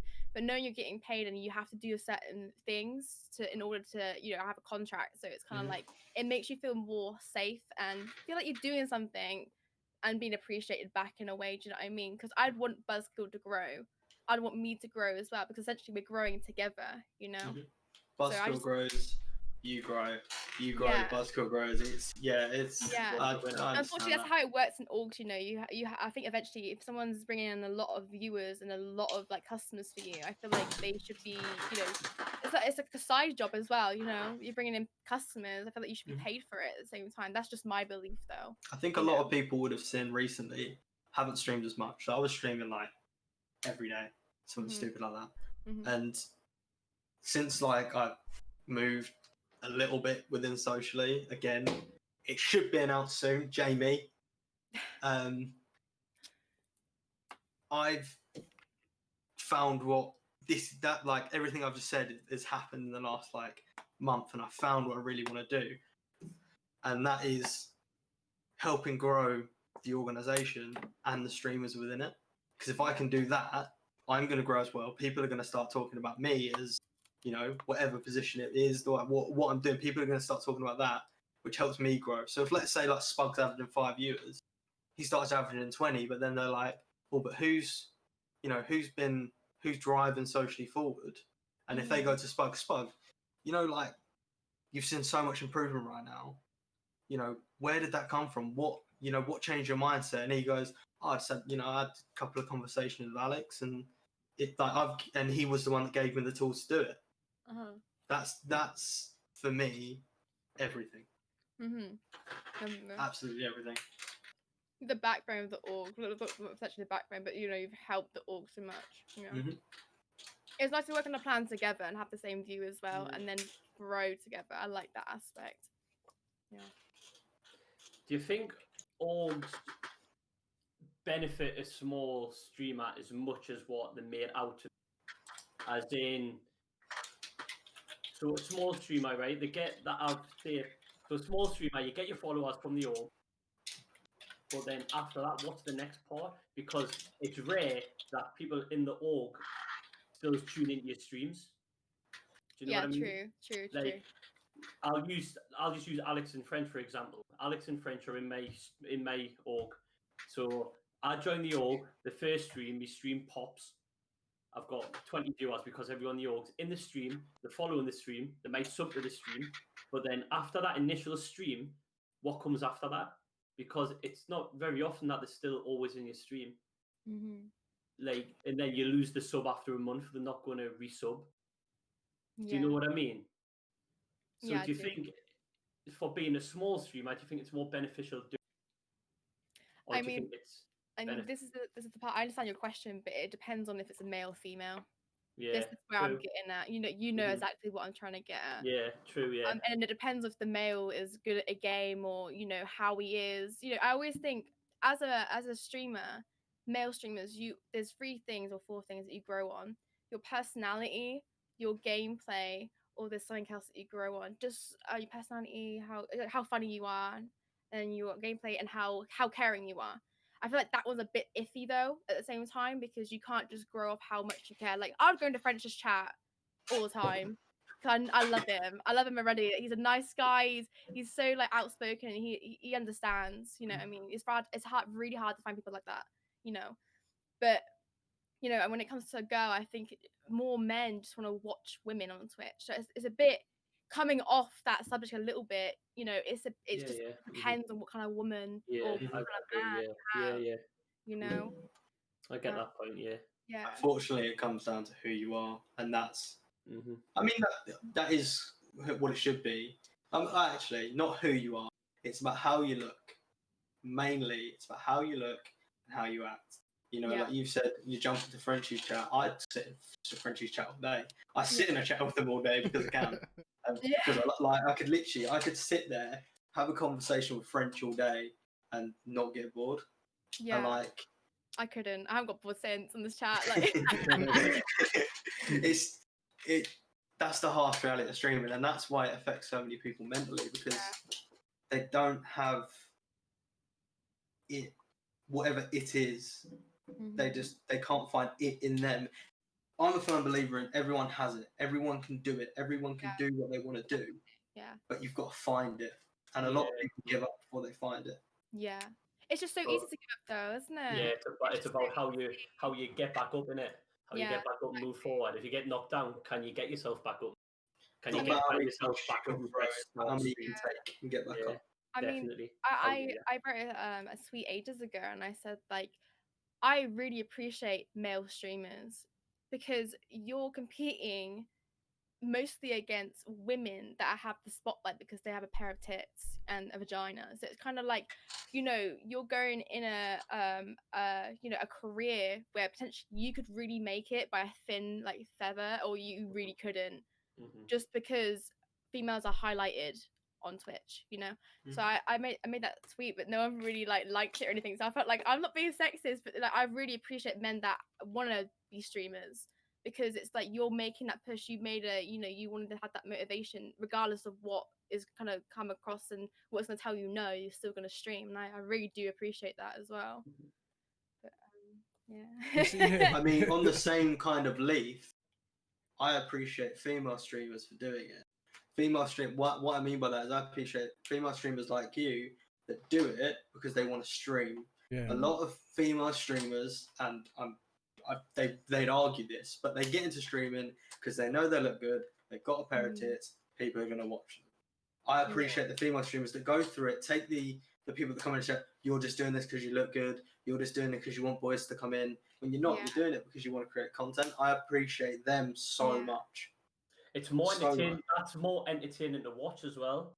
You can tell the female streamers that are there just because they look good, because you talk to them in the cracks pony. You know what I mean? It's true though. It's true. You're right though.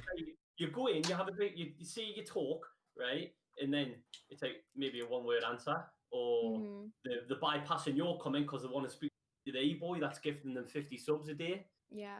Do you know what I mean? So like someone that wants to create content, you can look at it much better because you go in and they're not bothered about the money, they're not bothered about the subs, they're not bothered about the followers. They want to have a good bit crack with you, and that's it's much more satisfying for a viewer, in my opinion, to sit there and talk to someone and they're not bothered about if you sub or follow or whatever. I mean, in a way, like getting money. Sorry, French. I mean, in a way, like getting money is just showing a way of how they support you really badly. So I like that because they believe in me and they're giving me money to support that. Because eventually, I want to become a full-time streamer. So that means more than words to me that they actually believe instead of just sitting in my chat every night. You know, but it's you know, you can tell, like you guys have said, you can tell when a girl's just like, I'm so pretty, I game, but I'm really bad at it, but you know, I can't talk, so I'm just gonna, you know, you know, you can just tell. I just feel bad for like female streamers that are trying to grow off their personalities, because there are so many other female streamers that are just going off of looks, and it's sort of like those female streamers get overlooked, the ones that are actually trying to make it off of their personality and their gameplay and just being them and trying to like improve people's lives. Like, they're getting overlooked because of these females that are on their bodies. Like, I have no disrespect to them. They can do what they want, mate. Use what like your mama gave you, mate. Like, if you want to make, I respect it. Like, I respect any girl that does OnlyFans, whatever like that. I respect it all. Oh yeah. Because make your own money. Like, do it. Like, if this is a way for you to make money, do it. Like, own your body. That's yours. You own it. So like, but the people on Twitch that are using a platform that is a gaming platform, that like originally a gaming platform, to use it for that stuff, it's sort of like it overlooks so many other people that are trying to go around it, not the right way, but the way that the stream was created, the way that the platform was created to use for. They're doing it in a completely different way, and it's like, to be honest, there are other sites that these females that are doing that stuff could do it on. You know what I mean? Yeah. Why is it all of a sudden they've all come to Twitch? Like, even the porn stars that are on Twitch right now, if you go through, like, I know like 3 different porn stars and a male 4 different. Frenchy. Listen, I know like 4 different. Someone clip this for me, please. I know like 4 different. I know like 4 different. This is getting higher, like. No, listen, yeah. I know like 4 different porn stars on Twitch. Me, fucking Mia Malkova's one.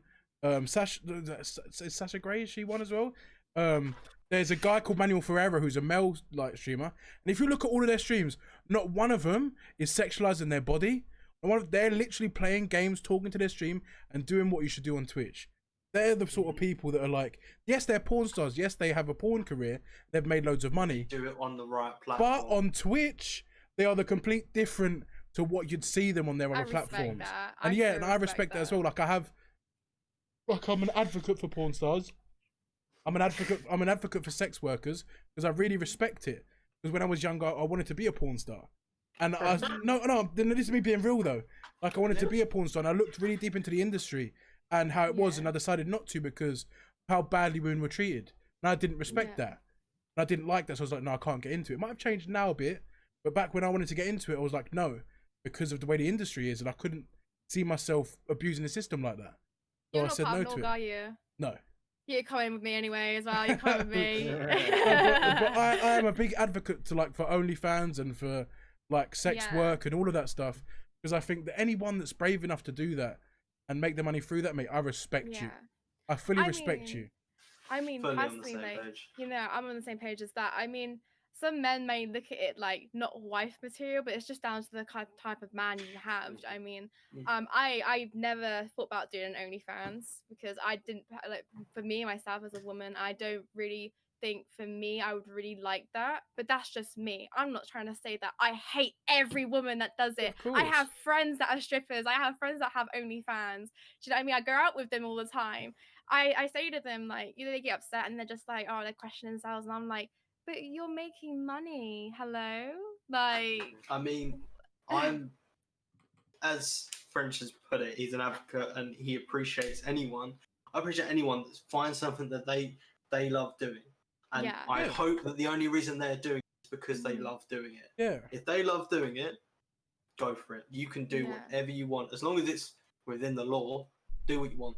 And I will fully support that. Exactly. There's one thing I really live by, and I say a lot of people have a lot of opinions about people transitioning genders, people being, you know, people hating someone's skin. I'm like, but is it hurting you? Is it killing you? So why are you having an opinion if it does not kill you? Why are you having an opinion? Like what someone else does with their life, it doesn't actually, they're not physically like chopping off your arm for it, are they? Exactly. You're Give me your money, chop off your arm, like. So I don't feel like you should really like judge people like that. That's just my opinion. It's not really physically hurting you at all. Just leave them alone. Everyone's entitled to do whatever they want to do, man. Let them. You're not doing it. You're like when I was younger, I used to be like, I'll happily admit this now. When I was young, maybe like 13, 12, I used to hate gay people. But that was because like when I was younger, all in my school, everyone was like, "Oh, gay, that's disgusting." Oh, being gay is disgusting. It's crowd mentality, right? Yeah. Then my sister, she had like, she's older than me. She's like 7 years older than me. And her best mate is gay, and he used to flirt with me all the time, like in a joke way, because he knew I found it disgusting. And then one day I remember I heard all the kids talk about it in school, like, "Oh, your sister's friends with a gay. Oh, that's disgusting." And I just went, you know what? Shut the fuck up, man. Literally. And I remember going home that day, and this is when I was like 15 at this point. I remember going home and he started flirting me, thinking I was gonna get awkward. You know what I did? I started flirting back, and then he felt awkward. And then nowadays, I'm so confident in my sexuality, and I have no problem with anyone. Like I'm friends with multiple gay people, and like, I class them as my best mates. You know what I mean? But it's like that doesn't affect me no more. And I remember now, even said to like my sister's best mate, I was like, "Look, if I'm telling you right now, if I was gay, mate, me and you would be the perfect." Because we're so alike. I love that. No, but I'm comfortable. But I'm comfortable in saying that, and I'm comfortable because I have no like qualms with it. But I look back at like my younger self, and I wasn't like that in the slightest. And I can just imagine that if I was like that when I was younger, imagine all the people that are like that now. Still have that same like opinion on different people and what people are like. It's mad, and they're just not getting the right words or not thinking straight. Once you get to a point where you're comfortable with your sexuality, like I can sit here and say, "French mate, I love you. You are a proper handsome bloke." You know what I mean? Like, once you're comfortable enough with your sexuality, that for me was such a rewarding point, because I was like French, and it was because of people around. Josh is 100% right in chat. It's okay to be different. Yeah, 100% it's right. okay to be different. And once you realise, not even just with your sexuality, once you realise it's okay for someone to be different to you, to someone to like something different, it's such a rewarding moment. It changes a life. It completely changes your life. Changes your perspective on it. Yeah, even though that, like, you know, Black Eyed Peas song, it's like, where's the love? Like, even if it's the most cringiest song ever going now, you really deep the lyrics, don't you? Like, you really think they were ahead of their time for that song as well. I think, like, they really understood everything by that time, you know. Yeah, but like if you look at it, like, people always forget that will.i.am, like, from the Black Eyed Peas, he wrote John Legend's song. What song was it? The song that John Legend, like, one of John Legend's biggest songs. Oh, I'm gonna Google it right now. But I'll tell you what it is. I'm a legend. I don't know what it is. I'm a legend. All the things. Ordinary People. Oh yes. See, will.i.am wrote that. That's will.i.am's song. And people have seen, like, will.i.am and Black Eyed Peas doing all that sort of stuff with all that sort of crazy music they were creating back then. But he literally wrote Ordinary People. And that is one of the songs that you sit there and cry to. Literally, it's such a meaningful song. And it's such a song you would not expect a guy for doing what he was doing in the music streams back then to write. But he wrote it. And it's mad to think that when I first heard that, I was like, no, he didn't. And I looked it up everywhere and I was like, Jesus Christ. So like, he's ahead of his time, innit? Yeah. It's like he went for one time, on, then went back and wrote the songs. Because them songs back then just deserve to be now because of what's going on. Yeah, 2020 is a mad year. Oh, I deeped this yesterday. 2020 is so mad. Yeah, we had a deep conversation yesterday about it. We have seen this year alone that anything can fucking happen. Like, and I'm glad that some of the things are happening, like with all these people getting called out for previous, like, sexual assaults and things and that stuff, and the Me Too movement's coming back out again. Oh my God. Like, it's disappointing to see some of the streamers that are literally giving a bullshit statement, like, and come back to Twitch like nothing's happened. Syndicate, bullshit statements and stuff like that that's come out and not really proving anything. It annoys me to see that because it sort of feels like they're getting away with it. Yeah, but I'm glad that people are getting acknowledged for the bad things they've done in the past now. I sit on the fence for that, in the fact that the reason that, if we're talking about Syndicate specifically, the reason he Twitch so quickly is because, yes, there are people that are genuine. I'm very much innocent until proven guilty. Prove to me they're not guilty until proven innocent. They are innocent until they are proven guilty. Prove to me he's guilty. But there's so many that come out and they're lying. They are lying about what happened. And it ruins someone's career. Yeah, to besmirch someone's image. And that is why they're not believed. Yeah, so one of my friends in real life, his name's Lewis, and when he's in school, it's a similar thing. This girl's running around saying, "Oh, Lewis raped me," but Lewis is one of those guys that's really quiet in class. People found him weird, you know, like that's why he became a gamer and stuff like that. That's why me and him became really good friends because of Overwatch. But it destroyed his life so badly because she left it in the air. You know what I mean? There's so many accusations that I've seen in the whole time. You know, the accusations after accusations. Most of these female streamers have left it in the air and they have not gone to law. They haven't gone to the police about it. And they've let everyone speculate a whole career. You can destroy it. You can cancel someone, cancel culture, all that stuff. Just based off what you want to lie about because you have some hidden vendetta about this person you don't like or a regret about this person, like having sex with them and blah, blah. I didn't agree with that. One girl, you're gonna throw your arms up about this, all of you guys here, but one girl made a tweet and it was I hate the whole aspect about how innocent till proven guilty. I stopped reading it and I had to comment. I was like, girl, listen, I'm another female and I believe in innocent till proven guilty. You can have people could destroy the syndicate. Yeah, it gets to you, right?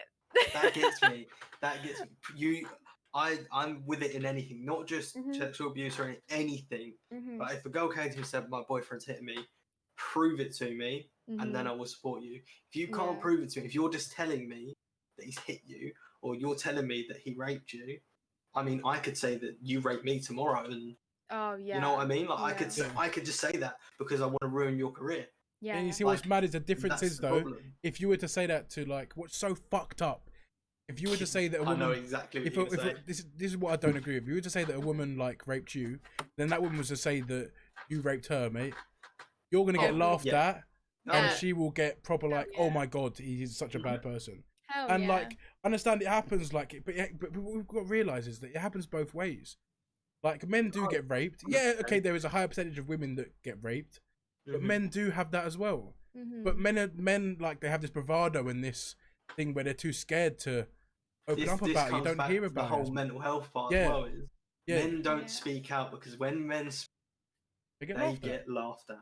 They get laughed at. At the end of the day, there are people that if I spoke out about my whole story in the chat, that they won't admit it now, but they probably laugh at some of the stuff. And I laugh at some of the stuff. Yeah, sorry. But someone called a whisper in chat said this is borderline victim blaming. I don't think this is. I think this is the women that want to push the accusations. You can have accusations all you want, but you're destroying someone's life that could possibly not be true. That's not victim blaming. Greg, to clear up, so that's Greg, he's a director at Socially. To clear up, what I mean is, I fully support anyone that is brave enough to speak out. If you're brave enough to speak out about it, I fully respect you. But if you are lying about it, that's wrong. And if you have no evidence or proof to back it up, you don't. So there's people that have spoken out and they've done nothing about it, they've not gone to law. Why not? Why have you not done this? This is what I'm trying to say. It's innocent until proven guilty. So you can't judge someone because he said, she said. If there's hard, concrete evidence that this happened, then you judge them. Yeah. At the end, that's when you judge them. And there are people that have shared stories that they're true and honestly they're sickening. But there's also people that have made up sickening stories where you think you get nothing against you. Yeah. Someone just put why shouldn't you speak out? Wait, before we go into that, but Josh put something in chat, and I think we need to talk about this because it's like he's a really like racial person for saying this. But he put, I've had this. I was sexually assaulted by a family member. Told my mum and she didn't believe me. Then told my dad about it and what was happening on a daily basis. He then ran straight down to the house and got the person that was doing it to him, family member, that was arrested and charged for that happened. And like only 2 of us in the group knew about that. And I think, Josh, you're very brave for saying that because not many people speak out about that, and it's such a hard thing for us males to do because it's seen in, mindset, it's seen in such a bad light. But I respect that fully, and that's really brave of you to say that because not a normal person would say that. No normal person would come out and say that, which is sad to think, but it's true because of the laughs that you get and because of the insults that will get thrown at you. Because when in reality, we should be reaching out and helping the men that have been through that and like the trouble like that. We should be helping them. We should be there for them just as much as we'd be there for a female. Everyone will flock to a female. Every girl will go because every girl will run to a female which has like problems. But if you look at it, if you deep it, there'll be like a circle of people that actually want to help, and the rest are all there for personal gain. Yeah, definitely. But when a guy comes out of a story, it's like, he got touched. All right, mate. Okay. Sorry, I gotta say something really quickly. Wisp, I feel like you got the wrong end of what we were trying to say earlier. We wasn't trying to victim blame. We were trying to explain women that were potentially lying about the situation, not women that what you're trying to get at right now is a bit different. So I feel like you got the wrong end of the stick of what we were trying to express.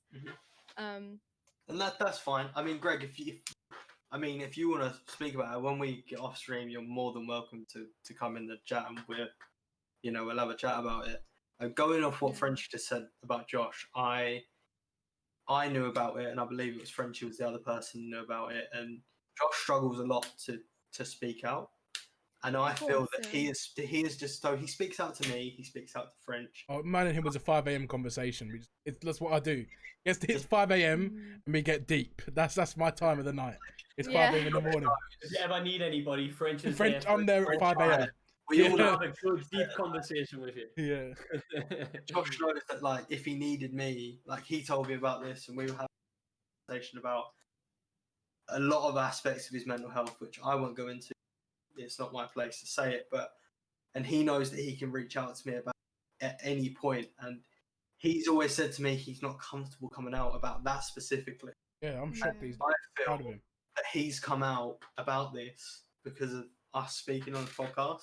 Yeah, and that's one of our close mates as well. And that I mean, it's so big. You're successful. Yeah, you've been in a family and you've been victimized by someone you trusted. I feel like most rapes and most victimization, like pedophilia situations, always happen when it's someone that's so close to your family, not someone that's a random stranger. Because you never can count if you rape someone, you're gonna get HIV. You know what I mean? Like stuff like that. I feel like probably some of Josh's problems is that he has something essentially taken from him. Something so valuable taken from him that he can never regain, and it makes him cry at night because of that. Being victimized in such a meant to be protected family kind of situation, I guess that's really heartbreaking. You can never recover from that. I feel like it's always going to be embedded in your head about things like that. Who can you trust and things like this? Who's going to believe me? Who's going to not spread this information about me? That's a shit part. Who's going to believe me? That's the fucking shit.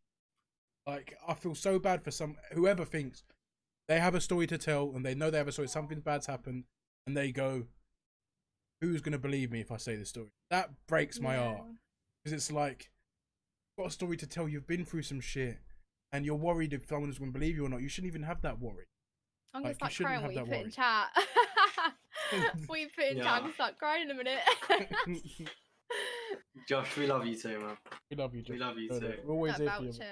Alright, guys, I feel like as much as I don't want this to end, we've been going on for like 2 hours 20. I have It's such a long time. Me and French are like, we love this conversation. I love this, mate. I will say we can continue this off stream because I've got to edit this down. And it's already long enough. Yeah, I see what you mean. I really want to get you back on and do with it. Oh, 100%. Who, me? Yeah, it'd be sick. Really want to get you back on. I'm gonna start crying, mate. Stop it. There's so much more we can speak about. And I'll be honest, I was skeptical, I was skeptical, but just because of the argument we had this morning with the boys. Yeah, I was skeptical. Yeah, I was skeptical about how the podcast would turn out, but this turned out exactly how I wanted it to go. Exactly what I like. This turned out. I'm not gonna lie. I've been on a couple of podcasts before, and I've been in a podcast where I'm like, oh fucking hell, was this gonna end? Like Jesus Christ. And I've been on podcasts where I'm like, honestly, it's the only podcast I've really enjoyed. I've really enjoyed you guys reaching out to me. I really loved it. Honestly. That's a win. Honestly, the best podcast that actually I've had men that are not scared to talk about mental health and would willingly sit there. When you're a bit younger, I'll say one thing. When you're a bit younger, when you're a female, you're like, you want men that are fucking tough, like they talk about mental health. When you get older, it's very attractive for me personally when a man cries to me. He's let me in on something that he's so emotionally like that mindset of being macho that he's let his guard down with me. I think that's more powerful now. I really appreciate the men that cry. Actually, watching Marley and me, I'm shedding tears. You're not a man if you don't try to shed a tear out of that. I'm shedding tears, dude. You've got no skull if you don't shed a tear out of that. Yeah. But honestly, I've really appreciated my time here so much. You guys have opened my eyes. I love it that you guys are so outspoken and just really accepting. You've been through so much pain, and same with Josh. You guys are very like-minded, and I feel like you guys would be the best of friends. Like, even though you guys argued the other day or earlier today, you are the best of friends. Yeah, we all love each other, and that's how it all ends. Yeah, exactly. All out of a kind place. What good couples don't argue, eh? Yeah. True. Good point. Right, guys, I'm going to outro, and then we'll continue this conversation, and we'll definitely arrange David to come back on. Oh, so I have to. This podcast will be available on YouTube and Spotify podcasts in the coming days when I can be asked to edit it. X, we really appreciate you coming on, and we can't wait to have you back on. Spug, Frenchy, thank you so much for your time, and obviously thanks to me for being handsome. As I say, the next guest will be reviewed. We have got someone lined up. It's quite a big one. That will be revealed at the end of the Wimpy Waffle next week. And we really hope you enjoyed. Josh, if you are ready, we're going to raid the Caramel Gamer. I think it's French is the raid guy, isn't he? Is he? No. Josh. Guys, hashtag Jaladin. Here it is, man. Hashtag Jaladin. That's what we need to go right now. Another thing on mental health. If you are struggling with mental health and you feel like you've got no one to turn to, I mean, I don't care who you are. My DMs are always open for anyone and everyone. I don't care if you're part of my community. If you don't like, send me a DM. I'm sure everyone speaks the same. or I've just put !help in the chat. Please do contact someone. Do never feel like you are so alone that there is no one. There is always someone that's willing to listen to you. Yeah. With that, we say goodbye. Josh, can you please hit raid? Yeah. My guy. Yeah. Production teams are working here. Yeah, Hello. yeah, come on, Josh, man. Come on. There we go. Awkward silent part where no We one's can here. show some love in the Caramel Gamers chat for me, guys. That'd be much better. Hashtag Jaladin in his chat. Hashtag Jaladin, yeah? Do not put Hashtag that in Jaladin. the chat. Hashtag Jaladin. Hashtag Jaladin. Ex33, please. Thank you. No, hashtag it's okay not to be okay. Yeah, hey, hashtag it's okay not to be okay okay. Not to be okay. Yeah. Yeah. I'll take that one. See you guys Over- later on. over Have a good Jaladin. night. See you later, guys. Bye. Raid. Do Do it. There we go. Yay. Happy days. Oh wait, has he just gone off? He's just gone he's off. Oh, he's just gone off. Fuck. He's a really good friend of mine as well. What an absolute stinker. That's fine. It's fine. Oh, well, let's get the other. No, honestly, there's multiple times where I was in the car in that conversation.